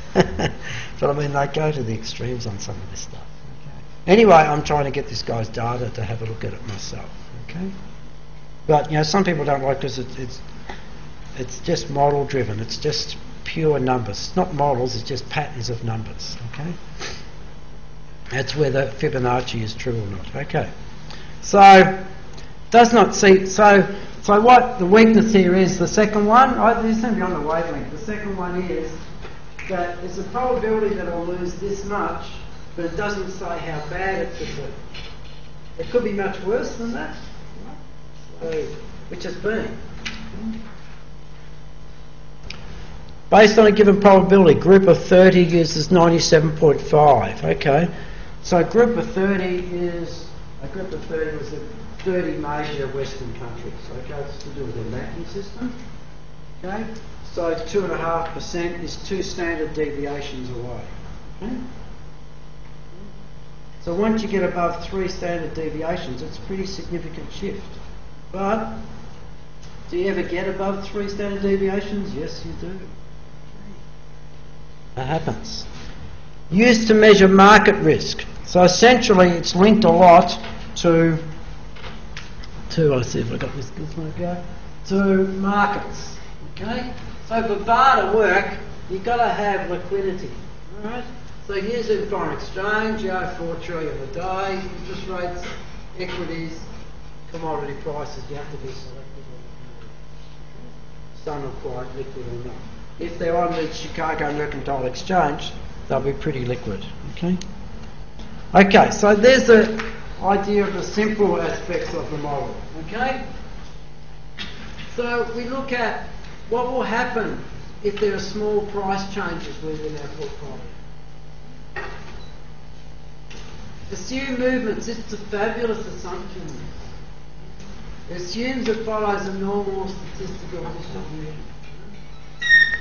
Okay, there's some methods out there.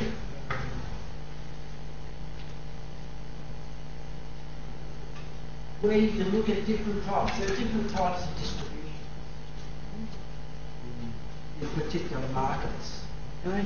And you can then use those distributions and get different results.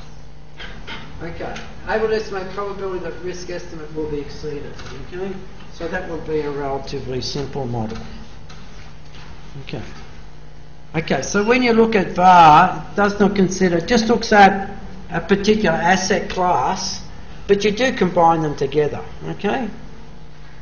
So we don't know the possible gains or losses, and all the frequency and what's the probability. Okay, so it's not telling how many times it's going to happen. Okay. So the big risk here is what we call black swan events. Black swan. Okay. So there's a book that's in the title, Black Swan. Okay, so 2008 was a black swan. Anyone know what it is? That black swan? Not many of them. Okay, so my understanding of where it comes from Europe, okay, where the swans are white. The only place I know we're going to have black swans is in Western Australia. Okay, and we didn't discover Western Australia until the 1700s. Okay, so you're quite right, but they're not very common. Okay, they are common in Western Australia. Okay, but it's an unusual thing, so it's called a black swan event. So more complex.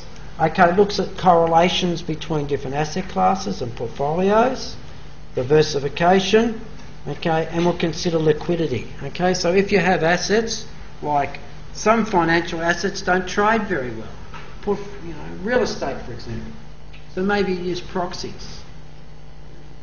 Banks have lots of loans. Loans, unless they're securitised, don't trade. Okay, so liquidity could be a problem. Okay, so this is the standard normal distribution. Okay, okay, so where the risk is here. We're not worried about profits. Okay, so the risk is here, and this line here can continue and continue and continue. Right? Suddenly you have it go straight up. So the thing is that this distribution doesn't allow for something happening that's major there. Smoothed out in the data. Okay, so that's how many standard deviation. Okay. Okay, we'll have a break. So I'll just turn off my turn this off.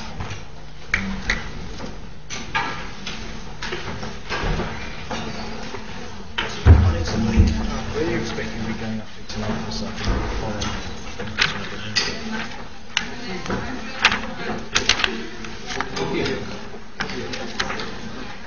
I probably won't do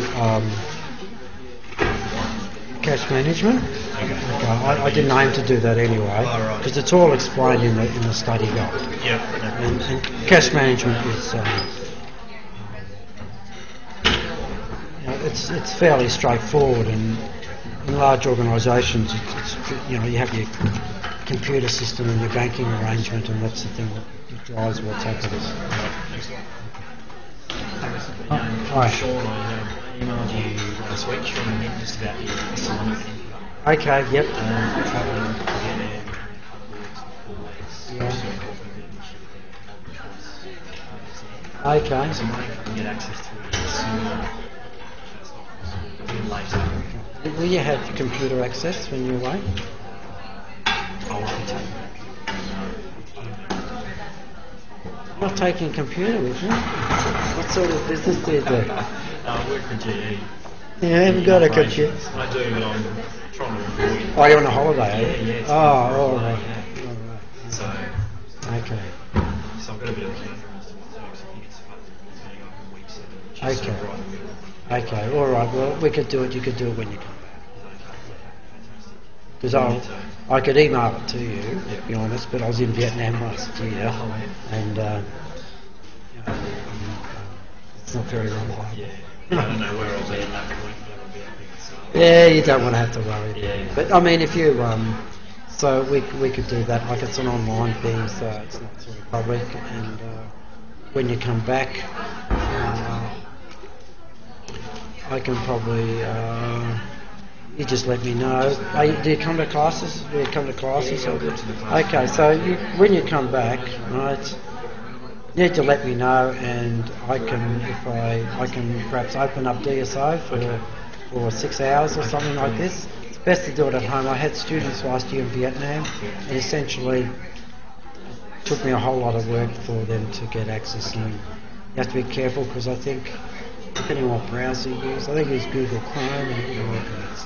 So Wayne here was in Japan, and I think I'm not sure when he did it. He did it later because I had to change it and that, and he couldn't get it to work. And it just becomes a big nuisance for the student and for me.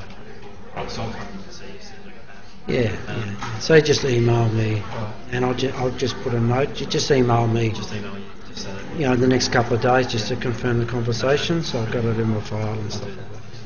And I don't know if it's up there yet. I couldn't find it, the options price because I'm up to sort of Oh, okay. All trying right. to get a head start. Okay, all right, I'll have that up. I just want to I'll take you tomorrow. I just have to check a couple of things. If you don't mind, I could put up one that's in that's 99.5% correct. I mean, I can just email it to you. But it's got a whole lot of other stuff. Like I just sort of it's got non-deliverable forwards, and it's got interest rate options, and we've done it, but we're not going to use them. And you're not going to have to use that model, but there you can take it away. So I mean that's very hard to get an interest rate option. It's killed us to get that formula. Yeah. Well, if I get access to that. Yeah, that'd be all right. So what? So what about your assignment? You going to do it in the group? Or? Yeah. Just confirming. There's a couple of groups I'm looking into. Okay, So all right. I've got options. Okay, because it is pretty. You have to think. You have to think. I'll go through the assignment probably next week, right? And so it requires you to think and plan. And doesn't require 5,000 words. It's presenting data and illustrating data and interpreting data. And you have to create the data yourself. I don't give out a question that there's an answer to. If you know what I mean. So you choose the exchange rate that you get assessed on the methodology you've used, and I can't be sure that I'm not going to check everyone's, but I know that the number should be around about this, and if your methodology All right. Yeah. Well, it's been a right. So what course are you doing? It's an MBA. MBA. This is my first elective year. So I've Okay. done the core again, so Okay. So you're doing this and what else? financial markets next semester. Okay. So that's probably going to be a finance specialisation. Okay. I might throw in innovation also in there at the end, but I'll see how it goes. But I find the course which is very interesting. Yeah, the financial markets like the water. This one is more specific, but there's that one. The other one, which is probably good to do, really interested, is the MAF 707. That does all the investments in the portfolio. And that does all the theory. Students have to think they'll be able to look at really what funds managers do. I think I saw that. So that's quite good. But when you with GA, innovation and stuff is the bag. Even though they struggled a bit in recent times. They're doing a lot more, at least here in Australia, around innovation. They've got a few working groups out and trying to get that activity. Yeah, because they got hit with their financing arm, isn't it? GE Capital, did Yeah. they struggle with this? Yeah, definitely. come through. Because they're on the edge of the market, you know, they're paying at a high rate and they squeeze margins and liquidity dries up. And The Australian got hit a lot because their association with the US, and obviously it's been far bigger over there in Asia. So. Yeah, that's how they got caught. While the Australian banks, my argument is they forgot about us. Yeah, exactly. They're just starting to find us. Like these municipalities, you might have got this legal action against Lehman Brothers, who are still here at the moment, they're branch here, for selling them these credit derivatives. Oh, it's a rip. But they've got legal action against them. It'd be interesting to see how that comes, but that didn't go much further than that. Yeah, and still, it seems to be trading under that name still, so they must have been because they must have had separate capital requirements because of the regulatory ranges, so they had to be standalone here. So in effect that was probably why they survived, but they insulate them, but still they sold some of that toxic stuff. Interesting. All right. And I mean, I say, so where are you going? I was in Vietnam last year for a week. Yeah. Oh, it's a great place. Yeah, well, this is my first trip I've been to over the years. We're going to go to Ho Chi Minh first down to Phu Quoc, Yeah. which is a new island just off the south coast. Okay, yeah. We'll go back to Ho Chi Minh and just travel up. We haven't got any set plans. Yeah. We want to go to a few places in Halong Bay, go to Sapa, do some trekking up there, and then whether we sort of come back down and just go straight there. Oh, right. So you're not going to Laos? No. Yeah, I'll be interested what to say because I only went to Ho Chi Minh City, Hoi An. It's an old city, but it's a bit touristy there. But the food's good, and I just want to rest. So. Hoi An's where the tailors are, isn't it? Yeah, I know. I got some done. Yeah, they're good. Yeah. And they got I had my daughters. I took a dress and just said, I want you to copy this one in pink for my other daughter. Okay. But the food's fantastic. So I like to go where you're going up in the north, right? Lae, Ho Chi Minh City, and then go up north and into Laos. Okay. Because in the summer I went to Myanmar, okay? So in Cambodia for a bit. But Myanmar is quite different, so I would like to go up into Laos because my son has a good friend. His family has some sort of guest house up there. Food's good. Wide as shit house, but you know, just drink beer and this one. Did you have to get any vaccinations? No, I don't think so. But I'd been to South America in 2009, so I'd already had a whole lot. So they still had an impact. But I think there, did we drink the water? Yeah, In mine, no, we just didn't. It was dangerous to drink the water. So you may as well just do that. But no, it's all right. I like it. Yeah, because I mean, I like to go there. Yes. Yeah, I've been lucky. So my friends, it's been 5 weeks in South America in 2009. That's a very interesting place.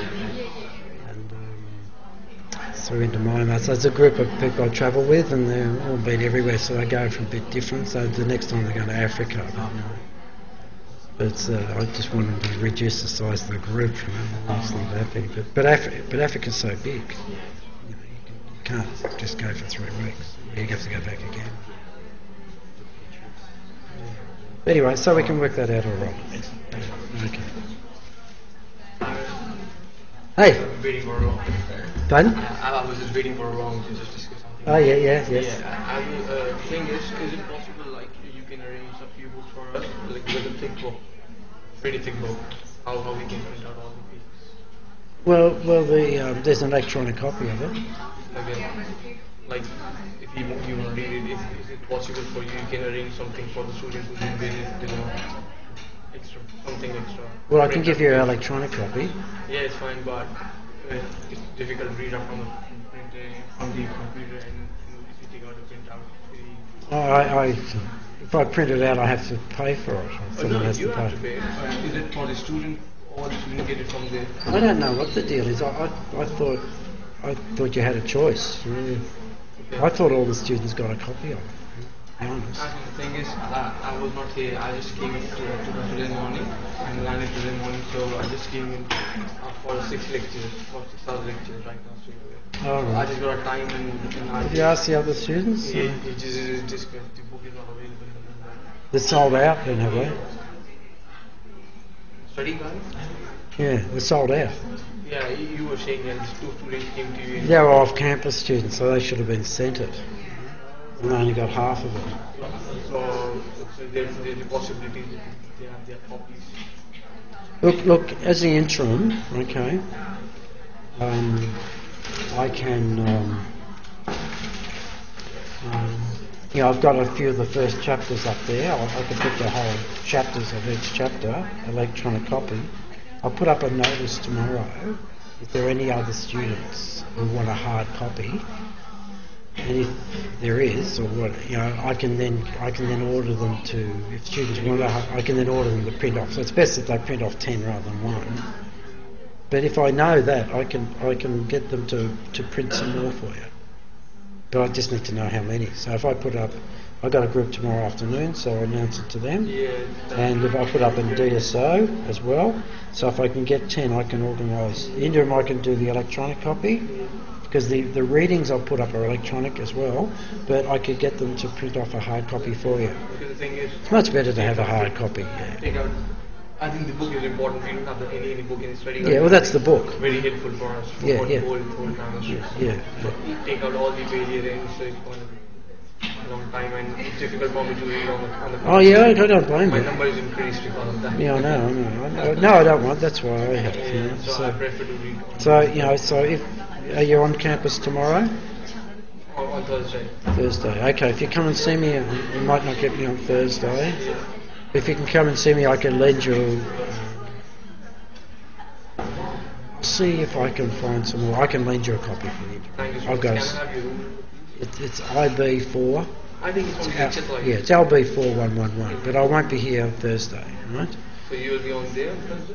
I won't be here on Thursday. So you better email me, and I'll leave a copy with my admin office in the next office. So if you email me, right, I'll tell you where you can pick it up, and I'll leave a copy for you. I'll give And if I can find out, I can get some more printed.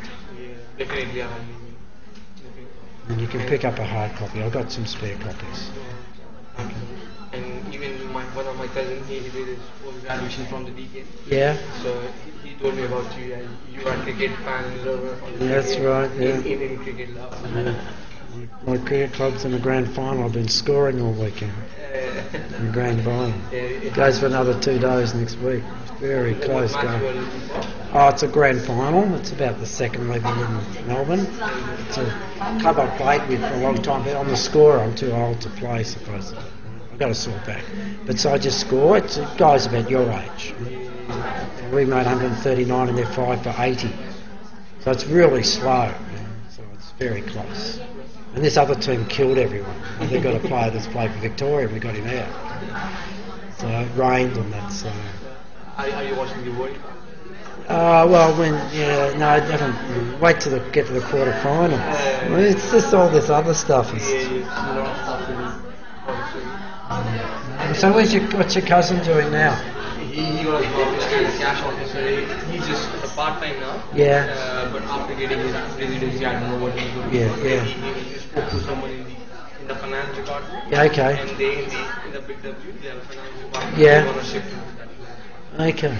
Right now, he's the cash officer in Big W. Okay, well. And what do you call it? There's other side. I don't remember the place exactly. Oh, well, that's good. You just got to go in with something. If you can just get in the door and prove you can do the work. He was working there from like 2 years. Okay.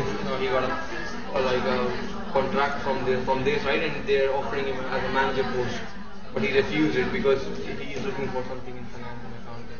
So it's better to go for that. To wait. Okay. Oh, well, that's good strategy. I mean, it's hard. To for international students in particular. Yeah, it's difficult for us. If you haven't got residency, I mean, it's. Yeah. For a job, we need a residency fast. Yeah. So probably I'll go back and look for a residency and probably prefer Dubai. The what? Dubai, near to India. Okay, yeah, Dubai. It's a great Big- place. Yeah. And even I think they're emerging from the crisis. Yeah. I've had a number of students who've actually been to Dubai, earn a whole lot of money, then come here and do their studies. They are I've had a few in after it. bachelor's degree, they are earning so much. They are very rich. Actually, not truly. My cousin is Yeah, bachelor's and they are as an assistant accountant earning so much.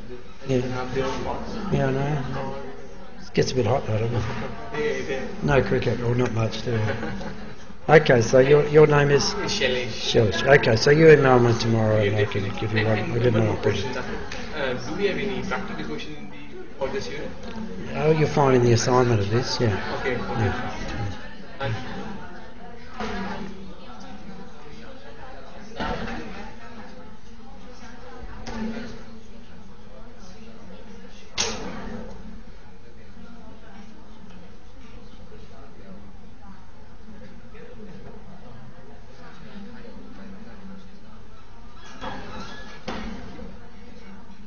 Okay. All right. I'll just get the sound going again. So anyone listen to the I lecture? Did it work last week? No one, right? Yeah. Okay. So that was a Tuesday class. Okay. Oh no, that was tonight. All right. Okay. So there's a fair bit of data on here. Okay, to show you. Okay.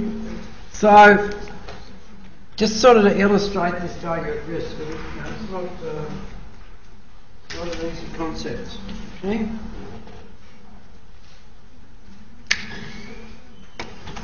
Okay, so I'll just move to the handheld because the batteries are gone.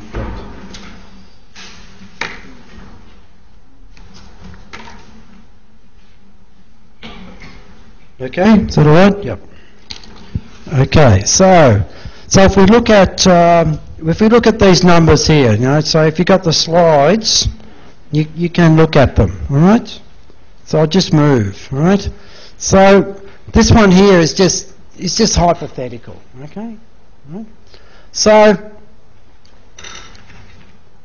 if I assume here that I'm going to get a distribution between 400,000 to plus 400,000, okay? So it's on the curve. And the curve will show us, okay,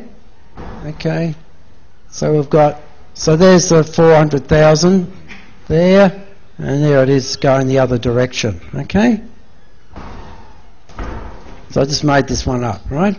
So as the distribution curve shows, returns between minus 99 and plus 99 are expected to occur with a probability of 20% each, okay. So the minus 99, okay, should occur, okay, within this area here, which is 20%, okay, which tells us up here, okay, yeah. All right. Assuming that this distribution is to occur over a period of 200 days, managers would expect the portfolio returns between these numbers occurred on 80 days. 80 is 200 times 20% plus 20. Likewise, they would expect the returns would not fall within 99 to 90 minus 99,000 to plus on 120 days. So what they're saying here, that of the 200 days, on 80 days, it will be either lower than this number or higher than this number, okay? And 120 days, it will be in that range, okay? So that's all it's saying to us there. So you just need to read it a couple of times. However, value at risk is about the likelihood of extreme events. Okay, so this is where there's what we might call a conundrum, okay? Because these extreme events are very difficult to predict, okay? An extreme event would be losing at least 400,000, which occurs with a 5% probability over the 200 days. Okay, so this is the real thing. So it's 5% over the 200 days, losing the 400,000. So this is more the extreme event. Okay, so the probability of getting the extreme event is only 5%. Okay. That is, managers would expect to lose 400,000 or even more on 10 days over the 200. Okay, so 10 over 200 is 5%. Okay, so it says that they'll lose more than 400. Do they lose 800? Do they lose 1 million? It only says over the 400. So I don't know for sure. On a standardised distribution function, an event occurring with a probability of 5%, it means moving 1.65 standard deviations, okay, below the expected value. Okay, it's only one standard deviation. Okay. Okay, seeks to measure the maximum loss. Okay, I'm saying it again. Over a period of time, given a given set of probability. Okay. All right. 95% stand within 1.96. Okay, for banks, they really need to work at 97.5. Okay, 95 is not high enough. Okay, they want to have the risk as low as possible. All right, so that's it in general terms. Okay, so there's a couple of different ways of doing it. So we might call it an analytical method. Okay, so the problem with an analytical method is that it assumes that everything runs in a straight line. Okay, like you know the formula y equals 2x. Okay, y equals 2x. Sorry? Yeah, it's a straight line, isn't it? Y equals to a plus bx. Yeah, a plus bx. Good, thank you. Okay, it's a straight line. Okay. So once we square a number, then we'll get a bit of a curve. Okay. So it becomes what we call non-linear. Now, non-linear means that, in my view, there's options somewhere in there. Okay, so non-linear makes it more challenging and obviously more difficult when things are non-linear. Okay. Okay. This method is most accurate when there is very little optionality. Okay, an option means a right to do something, and that's embedded in a lot of financial instruments. Okay. Okay. So this approach, so Barings is a really old case study of a failure of a bank. So Barings is before your time. Barings collapsed in the 1990s. It was based in Singapore. It was a subsidiary of a UK bank. They had a trader there, and he was making millions and millions of dollars. They gave him great big bonuses, and his girlfriend was confirming all his trades. Okay, right, so when he made a loss, she turned it into a profit. Okay, so he eventually got found out because he kept doubling up on trades. It happened. The Kobe earthquake meant that the Japanese stock markets collapsed, and that's what found him out. Okay, so he went to jail. Okay, and then he wrote a book. So he's made a lot of money about what he did. Okay, so you know, the analytical method said that they would perhaps lose 1 billion, but they lost 1.3. Okay? So once you get at the extremes, it's very difficult to estimate what the losses are going to be. Okay? Okay?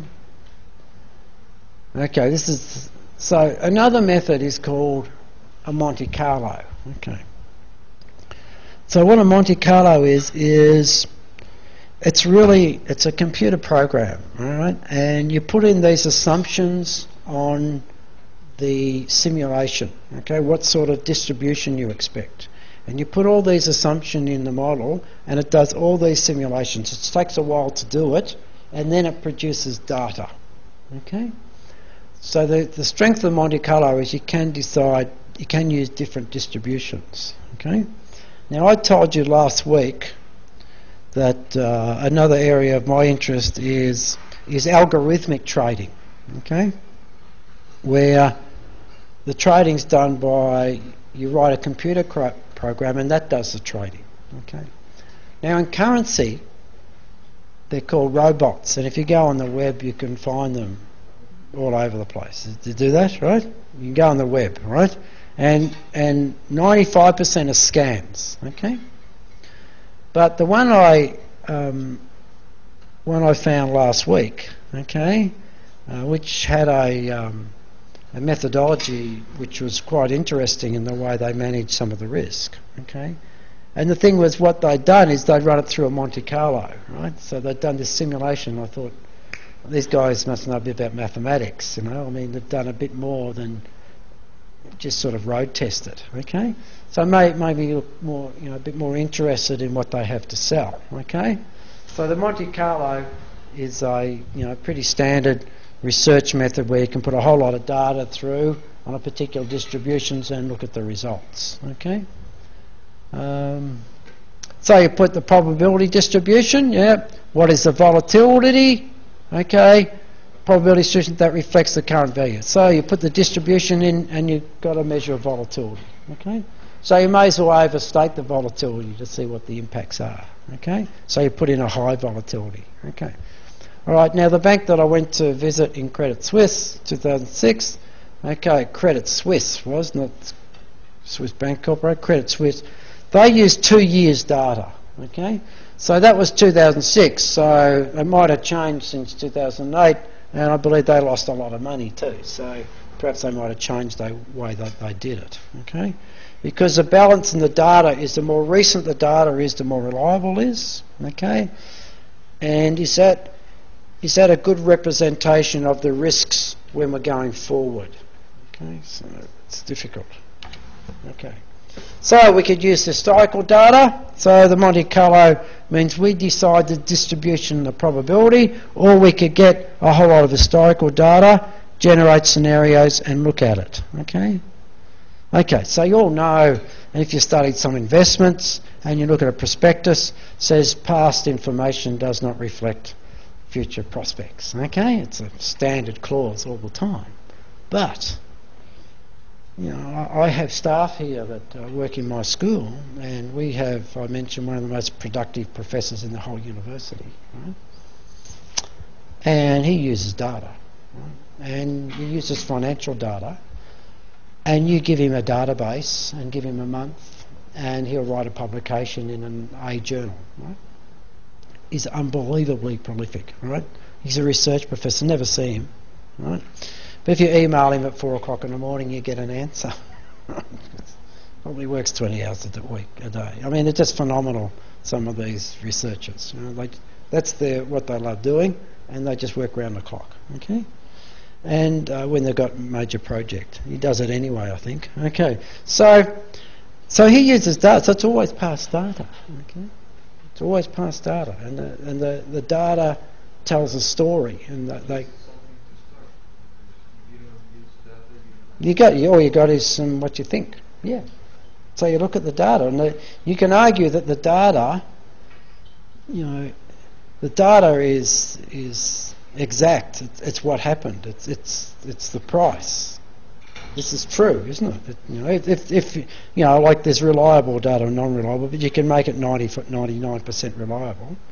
So that's the true. Yeah. So that's the argument for it. Okay. And many times we do extrapolate from the past. Okay. Obviously. Okay. And as I mentioned, some of my research I do in these other patterns, it's just a mathematical model. Okay. It's just the number that comes out. So I have more about that in a couple of weeks. Okay. So here, you know, we look at the past. Okay. And then we're looking at the scenarios to generate a distribution. So the thing is that what's a benefit now is that within financial data like equities, you have 2008 now, right? And you have 2001 and you have 1987. Okay, so they're big crashes.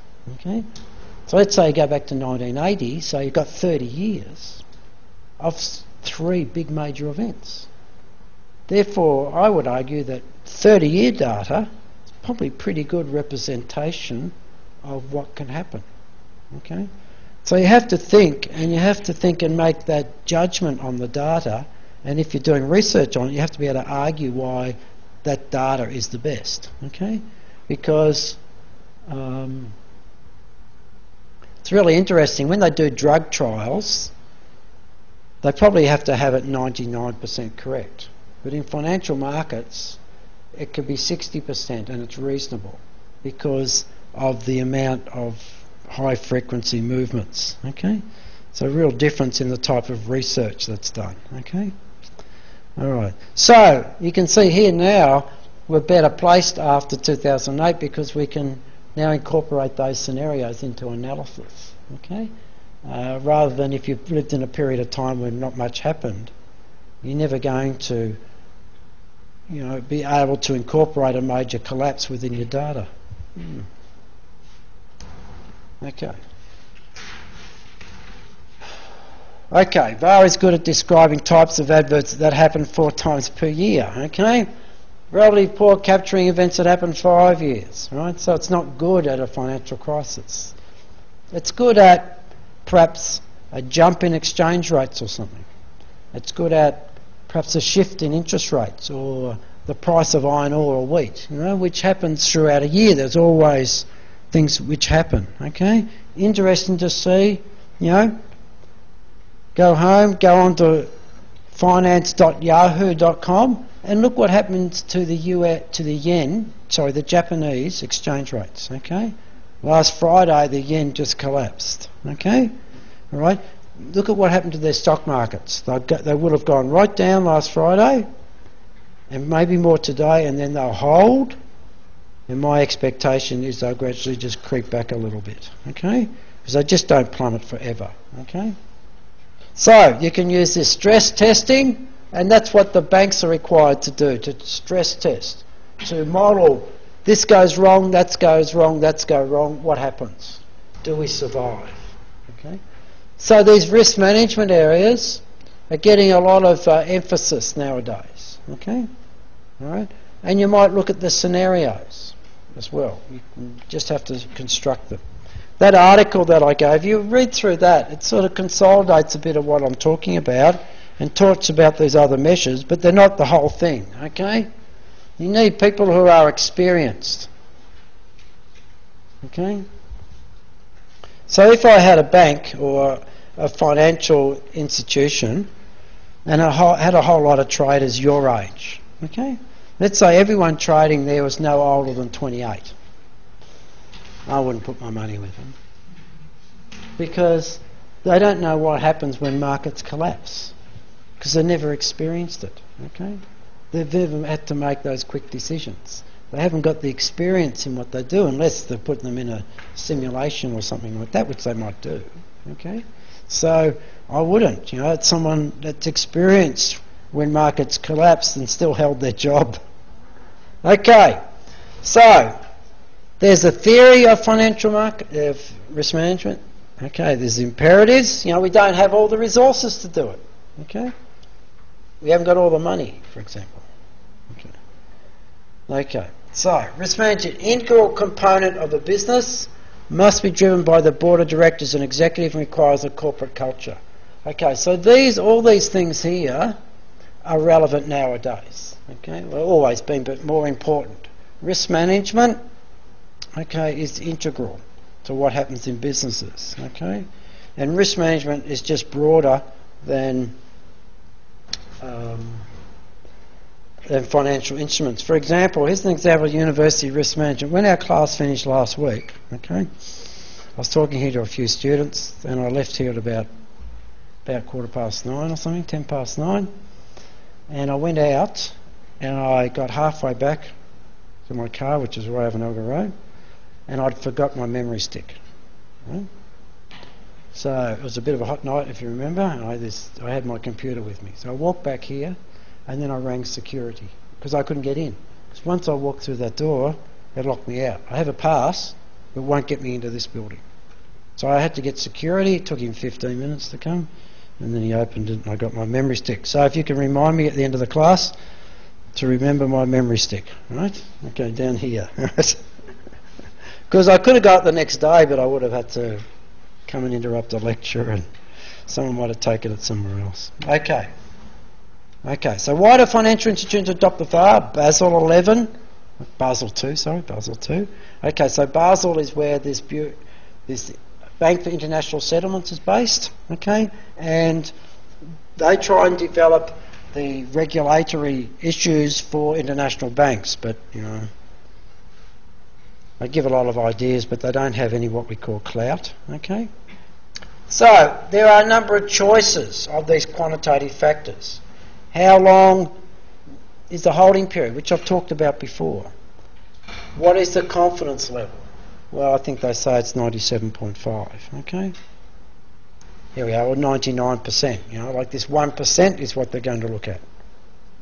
Question, when the VAR, when they do the analysis and the value at risk has gone up, they have to ask questions, okay? Now what happened in another event which I'll give you for a case study is the one on the National Australia Bank. Okay, so they had this foreign currencies option desk. Okay, where I told you last week there was fraud and so on. What happened is, because of the results, the value at risk increased. So they asked the traders, and they said that the methodology is wrong. They got the wrong data. The value at risk is not working. The value at risk was telling them there was a problem, and they argued that you don't know what you're doing, VAR's no good, we're doing all right. And actually the value at risk did tell the bank, that it identified issues. Okay. VAR did identify issues and so on with the change in the markets, but then you have to act on it. Okay. Okay, as a loss measure, okay, you have to look at what sort of portfolio. So if you have a portfolio of real estate assets, well, they're not very liquid. Okay, so perhaps you have to use proxies for listed property trusts or things like that. Okay, long-term portfolios, perhaps you look at monthly data rather than daily data. Right? And you could work out VAR as the impact on equity. Okay, so I'll just move on, right? Okay, so what I want to show you here is this is from a presentation last year at the National Australia Bank. So this is for staff at the National Australia Bank, and I have one of my former students work there, and it's an honours student here, and I see him a bit, and so he sent me this. Okay, so last week I asked the NAB, okay, if it would be all right if I showed this in a lecture, right?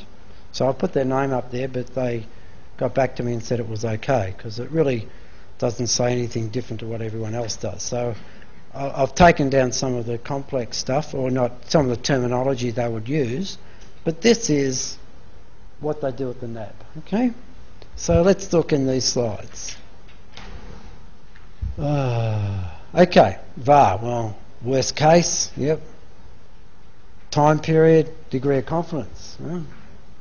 Underline those three things. Okay, we talked about that at the start, didn't we? Okay, good. Well, basically the worst case. This is not necessarily, could be even worse than that. Could be even worse than Yeah, it could be even worse than that. It's not the worst. Yeah, correct. You can't measure the worst. Okay, it could be yeah. It could be worse than that, right? But they're working in the 1%. Okay, so the probability of success is higher. You know, like it's a 1% that you're going to have this loss. Okay, but you'll have 1% will happen. So they use a 99%. They do a 1 day. So they do a 1 day VAR for a bank. You can do a 1 day VAR for a bank because you can get all the data. Okay, just run through their computer system. 9 o'clock in the morning, there it is. Okay. Okay, so they do interest rates, FX, credit spreads. Okay, now credit spreads. So one way of measuring risk of credit is the buy and sell rates of the credit instrument. So as the spread gets wider and wider, it becomes riskier. Okay, so that's the measure of the risk there. Equity prices, commodity prices are easier. So the historical is 2-year history, and it's in Australian dollars. So they look at 2 year. They do it daily, okay, but they'll look, the historical one's 2 years. Okay, they do diversifiable and comparable. That's why they think it's good. And the other reason they think it's good is the board tells them to do it. So it's a good idea to do it. Okay. Okay, so there's another good graph. Okay. Okay. So I mean, this is the profit, isn't it? Okay. So this is the tail. Okay. They call it, really the colour one should be here, and it goes along here. Okay. This long tail is the problem. Okay. Because they're big losses at this end. Okay. And in financial terms and options and that, we call this fat tails. It's actually, it's high. Mathematically that's what it looks at, but really it's higher than that in the real world. Okay. Okay, so this is a, so look at this distribution here, right? And this is a good chart, this one, because it tells us, okay, so where's the problem? There's the problem there. Okay. Outlier. Yeah, this is the big outlier, isn't it? Okay, so there's a distribution of Australian dollar going up and down through this period. It's a 2-year period. Okay. Note the skew. Where's the skew? Normal distribution. Yeah, it looks like a normal distribution, but has it got a little bit of a skew in it? You know, it's skewed, sort of pushed one way or the other. Isn't it pushed a bit more this way?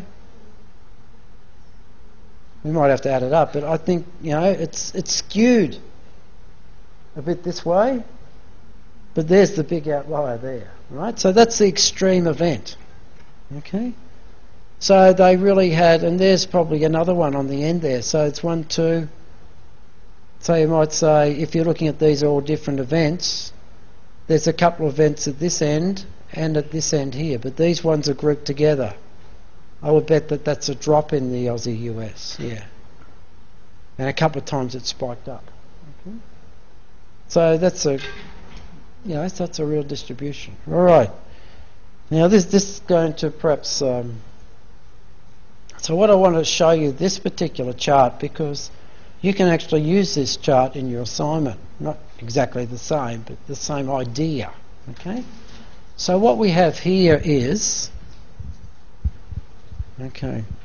So all we need to worry about, right, is just these columns here. So what I've got here is the Australian dollar, let's say, in this case it was 91, the US dollar, okay? So 1 Australian dollar buys 91 US cents, okay? So the first scenario, okay, I don't know why they got 91 there, right? So anyway, so that's for the amount of money, it's 25 million, okay, 25 million US dollars, and that's the value in Australian dollars, okay? And then over here, they've also done an interest rate one. So they've added both interest rates and foreign currency. So the interest rate is a 10-year, okay, and they receive fixed, okay?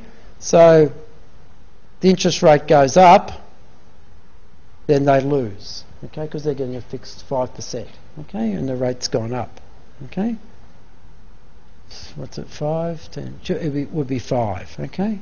It's 5, all right? So interest rate's gone up, so they make a loss, but the exchange rate stayed the same. So here the exchange rate goes up to here, okay? So they lose money on exchange rate. They make money because the interest rate's gone down, and that's the overall effect on the profit and loss, okay? So here, the scenario 3 is a low exchange rate and a high interest rate. And again, here we're making a profit this time. And here's 93 and 5.04, a loss. And here's, I don't know why they changed this one, right? And they make a loss on the exchange rate and a profit on the interest rate, so they make an overall profit, okay? So then you can look at, you can add them up. It's minus $1 million, minus 700, minus 1.6. That's $1.1 million loss in total. Okay. So these are just simulations. You know how, I'm not sure how they decide those interest rates. Okay. But the exchange rate, you may as well just add on a couple of cents and take off a couple and add on a few more and take off some, but obviously they've gone through past data to look at the pattern and decided on those things. So you can see here that they've done 2, and then you could do a column for commodity risk, equity risk, and you put them all together. Okay? So there's going to be some correlations within them as well. Okay? They move the same direction or the opposite. Okay, okay, what does the bank say? What is the, does it predict the future? All right? Past rate moves are not always a good predictor. Well, we talked about that before, but it's used. Okay. People, you know, someone said this. You said this before. The VAR won't predict a global financial crisis. Okay. Okay. So when we look at, so that's why when I look at the 2008 data, it's extreme data. So if you incorporate it, it doesn't give you a good representation of what you think the future would be, especially if risk management's better. Some risks are not captured in VAR. For instance, there are pegged currency. For instance, the Hong Kong dollar is pegged to the US dollar. But the VAR might assume it's unpegged when it's pegged. But there's risk associated with pegged exchange rates. Okay, so I mean, it's interesting what the NAB comes to, what their conclusion is. Okay. All right, so they work out VAR for all these things as well. Interest rates, foreign commodity, credit, equity and inflation, okay, as it affects the bank. And then they work it out for a desk, which will be an office in a capital city, for example. You've got a desk. The region, which would be Victoria, and perhaps a business unit, might be their Treasury or whatever. So they work it out for each part, okay? So executives take responsibility. So what else do? They do stress testing, okay? And they put it in longer holding periods, larger limits, and then they use reserve bank criteria as well, okay? Because the banks will test them. And sensitivities are to basis risk. That's like the basis risk is the difference between the real market and the futures market. There's always a little bit there. And they look at the credit spreads, okay? Okay, then. Okay, I left this in because I'm going to talk about this later. And in foreign currency, they look at the Greeks. Okay? So the Greeks, is this word Vega? Vega stands for volatility. That's all it means. Okay? Okay, theta is interest rates. Okay? The theta is the interest rate risk in an option. And delta is if it's a strike of the option. And I'll talk to you more about those. Okay, later on when we do currencies. But theta is a Greek word. Delta is. Gamma is. There's no, I've got gamma. Vega's not, but it doesn't matter. Right? They all call them the Greeks. You can search them on the web. Okay? So these are measures of risk within option portfolios. Okay? Okay. So this is a guy that's written a lot of stuff. Taleb, his name is, Nazim Taleb, right? And he's written a lot of books about risk management, okay? Very critical of risk management, okay? And his conclusion, black swan events. Remember I talked about it before. An outlier beyond the realm of our regular expectations. We don't ever expect it to happen, okay? In fact, I don't expect a student to get 100% in this unit. Because based on past data, no one has. Okay? I don't expect a student to get 0, because on past data, no one's ever got 0, right? Okay.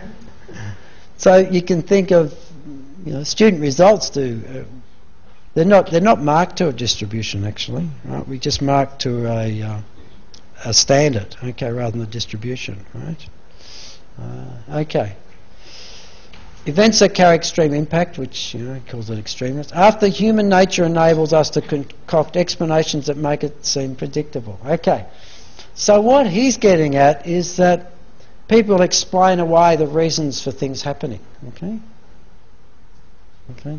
So with that global financial crisis, like that company Lehman Brothers, which had this huge risk, it was an analyst, hedge fund manager, had started writing about him. Right? So then Lehman Brothers attack him in the press. Okay? And this guy started what they call shorting it, selling Lehman stock, and he would have made millions and millions of dollars. But it's when he gets into the press and other people start reading his stuff, they start to wonder about it.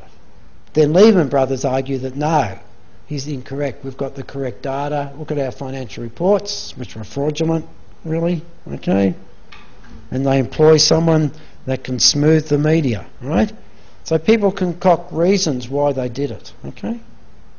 So it's like making a decision to invest in something, it's not going very well, but you justify it because at the time it was a really good evaluation, and you don't sell it because of the decision you made before. It's all behavioural stuff. Okay, how are we going? All right, so what I'll do here is, okay, I want to look, this one is, so for the bar, if you, if you read through that the additional article that I put up on DSO, that would be better than doing the long one, but you could read both if you wish. Okay, so this one here is, and I'm not going to do all about cash management because it's all in the study guide. Okay, you can read up on that. Right? Okay, now this particular risk I've always had some difficulty with. Okay, because I haven't found a really acceptable way of measuring it that I could. That's not really complex. Okay. So liquidity is you can't sell it. Okay. So for example, we sit in a lecture theatre here. Could the university sell this lecture theatre? Good. Who would want to buy it? I've got a lecture theatre in the middle of Burwood. I mean, so it's not a saleable asset, right? Then on who pays. Well, if someone pays, yes, they might do it, and what price it is that might get sold.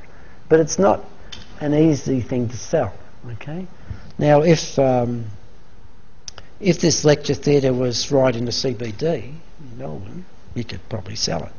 Okay. But out here at Burwood, amongst all these other buildings, not much job. The other things that are difficult to sell are research laboratories. Okay. Who wants to buy a research laboratory? In Burwood, right? I mean, so they're particular assets that are difficult to sell, okay, and therefore difficult to value. I met a guy one time. It's a funny story how I had to meet him, but he wanted us to run a course for him here at Deakin in valuation, okay, of unusual assets. There's probably only 20 people in the world do it, right? And what he would do, he'd value ships' walls. Right? He'd use Google and take photos, and then he could value them and charge people a lot of money, right? So he had a good business, but very difficult to get the value of these things, okay? So liquidity, the most liquid assets are financial assets in equities are the most liquid. Probably the most liquid asset is currency, okay? And then equities, and then particular types of equities, okay? But there are some extremely liquid. You look at volumes and they're the ones, okay? But on the other extreme you have property, okay? So here in Melbourne, you, for those of you international students, you know, on a Saturday, you suddenly go outside where you live and you see 50 people lined up listening to someone call out all these prices. It's very unique to Melbourne. It doesn't happen so much in the other states in Australia or other parts of the world where you have this auction system, right? And of those 50 people outside, 45 of them are the neighbours that have come along and been through the house so they can compare the value of their property. Okay, that's 45 people, right? And the other people might be coming to buy, okay? So you'd argue that that's a relatively liquid market because they've got all the buyers there and they've got the seller, okay? So you could argue that if it's an auction, it's a pretty good indication of what the price is. Other houses, the other half, are sold through negotiations, okay? So some of the prices of some assets, like businesses, for instance, are difficult to value, right? I have a friend who's a GP, okay, general practitioner, okay? He's wondering about, he works for himself and he employs some other doctors to work for him. And he asked my friend who's an accountant, he says, what would be the value of my practice? And the accountant, so what do you think the accountant said to him? Nothing. Your GP practice is not worth anything. Okay? Because once you leave, you have no contract with those customers. They can just as easily go somewhere else. Okay? So therefore, it's because it's him as a GP that attracts people, and if he retires, because I guess he's 70, so he might have been thinking about it, right? But he hasn't got anything to sell. While if it's a practice of doctors, which have an ongoing business, they might be able to sell a part of it to a new doctor to come in, because they've already got clients of the business. Okay? So when you think of selling an accounting practice, they sell because they argue they've got these regular clients all the time, and you just buy the clients. Okay? So you pay for the clients. And if the clients disappear, then you might not have to pay as much. Okay? So interesting, getting the values. Okay, right. Okay, so liquidity. So meet existing commitments. Okay, pay the debts, pay the interest rate, whatever. Take advantage of profitable opportunities. I've sort of added in there. Okay, working capital. Okay, those who do accounting understand working capital. Okay, can we meet ongoing expenses? Can we buy additional inventory? Okay. Right, manage the working capital. Okay, Australia's got 2 major retailers in grocery. Okay. Okay, the Woolworths stores and the Coles. Okay. So they have incredible market power. So they would collect money from their customers before they pay their suppliers. So their working capital, very effective. Okay. They're able to exploit that. Okay. Got a bit of colour, right. Okay, so if you're liquid, your creditors are happier. They know they're going to get paid, okay? You can repay your borrowings, okay? Meet commitments, avoid a forced sale. If you have forced sale of assets, okay, it's a problem. And if you're a good customer, if you operate well, then the cost of borrowing funds is low, okay?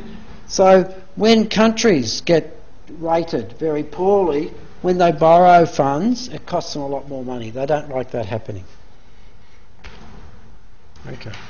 So these are some ideas of what happens with a liquidation. Okay. And what you see happening in Melbourne, you can go to the newspapers, you can see all these products for sale that have come through liquidations. Now there's one industry which I don't understand here in Melbourne. It's called the carpet industry. All right? So carpets come in from Iran, the old Persia, Afghanistan, Pakistan and India. Right? And they have these carpet companies that bring in all these carpets. And they liquidate every 6 months. I just don't know how it works. They must create this so-called liquidation. But they don't liquidate. And they drop prices by 80%. And then they must turn up in another name. I don't know. But it's an industry, carpets, where they have these liquidations all the time. Okay, so the time horizon. The faster an asset has to be sold, the higher is its liquidation costs. Okay?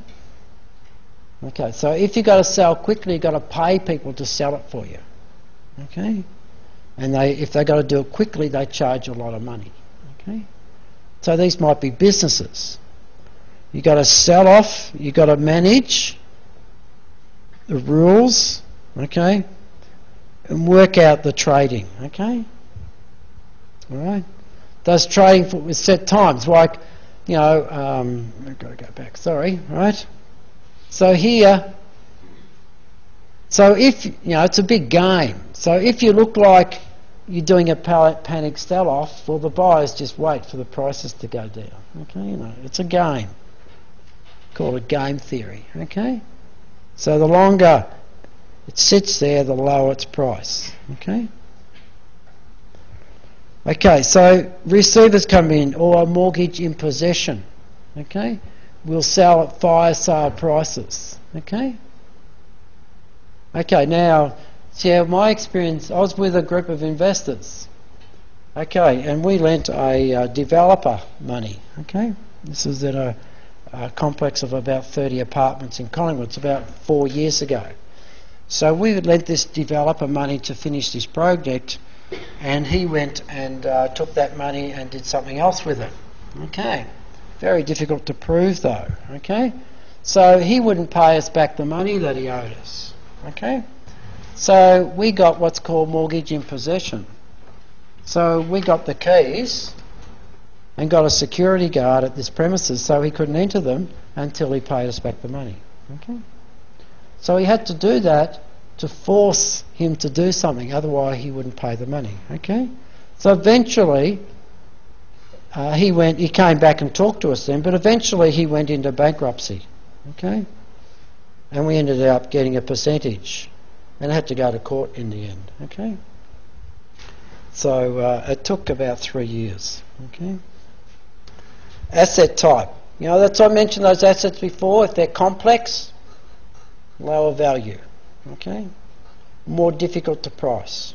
Okay, so this is the other type of assets. Okay, use this strange word here called fungibility. Fungibility means that it's easy to buy and sell. Okay, so I see around the university students selling textbooks. Okay, not very fungible, I don't think. Has the textbook changed from the last trimester? Is it the right edition? How much do they want to sell it for? Okay. But online, there's some incredible market books, second-hand books. You know. I bought some books, okay, of a particular author that my wife likes, right? And they would cost me $35 here, and I bought them second-hand from the UK for $15. Okay, transported, right? I didn't care that they were second-hand. I was giving it to my wife, right? Okay. No, so she didn't care because she just wanted the book and give it away after that. Okay. So this is microstructure, and this is why my colleagues do a lot of research in this. You know, what's the buying and selling? Whose price do you take within the market? Whose price comes first? Okay. Does the market go for 24 hours? Okay. Now, this futures exchange is owned by the Australian Stock Exchange. So the futures went for 24 hours, but the equity market doesn't. In New York, the New York market stops and then they trade after hours. But you've got to be a big guy to trade after hours. I reckon it's illegal. Okay? So the futures can predict what's happening in the market, because the futures are traded throughout the night.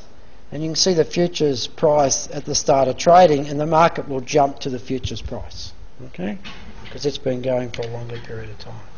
Okay, so how do you manage the liquidity risk? Okay, you use planning. That's how you do a university study, okay? You monitor. That's what I'll do.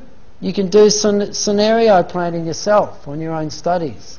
What happens if I don't do any reading, I don't go to any class, and I don't hand in the assignment? That's the worst case, isn't it?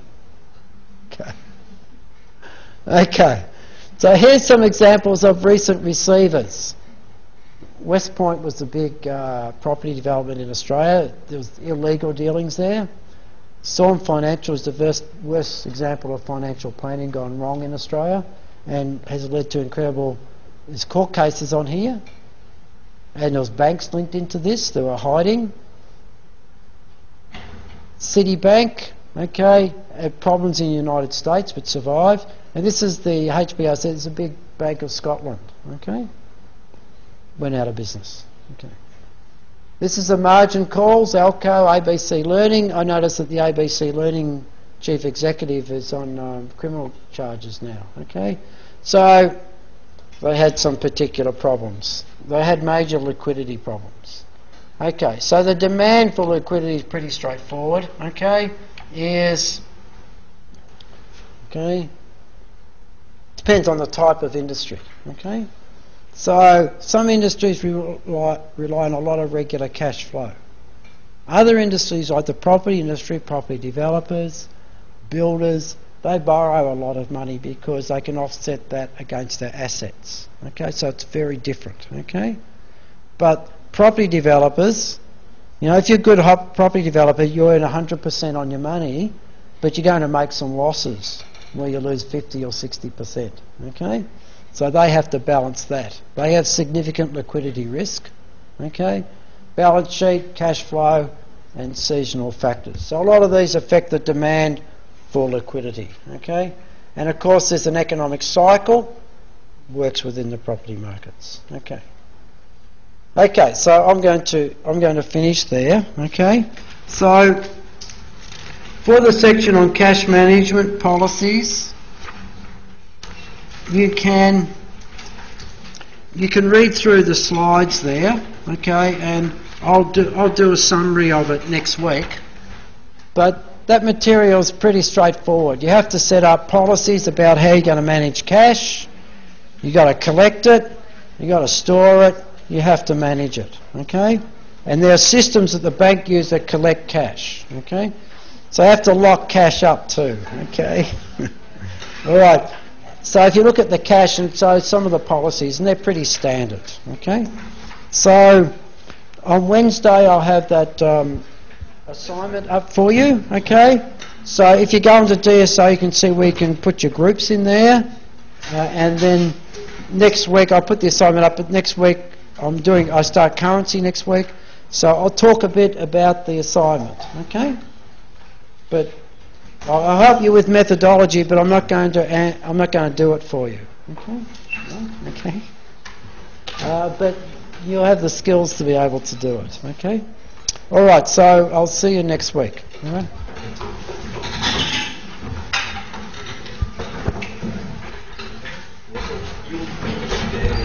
Tomorrow morning lecture in the same show?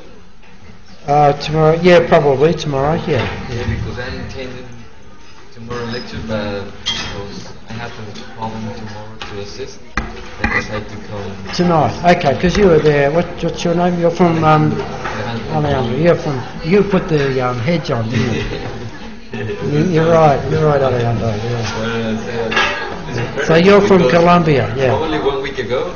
No, I put it up. I didn't know that was going to happen. No one knows. Yeah, I'm supposed to travel to Japan in 1 month and a half in the break, in the week break that we have. Okay. But now, I don't know. You don't know. I don't know if I could go there. Yeah, well, I guess you've got to find out if the airport, what airport you're flying to. Like, I guess that major one's all right. Nikita, well, that's the big one out of... But I read that some travelers from Quanta that was traveling this weekend, they don't have any problem. Because Tokyo is just to stop the public transport, but now it's working. It's working. Yeah. The issues in the north. Yes. So if you're not going up there. Yeah. I don't know. Let's see how it's going. Yes. Yeah. Okay. No worries. Thank you so See you much. next week.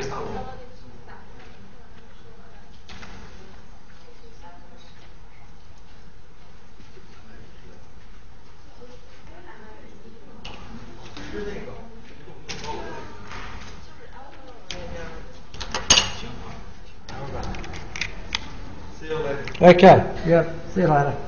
I got all my stuff.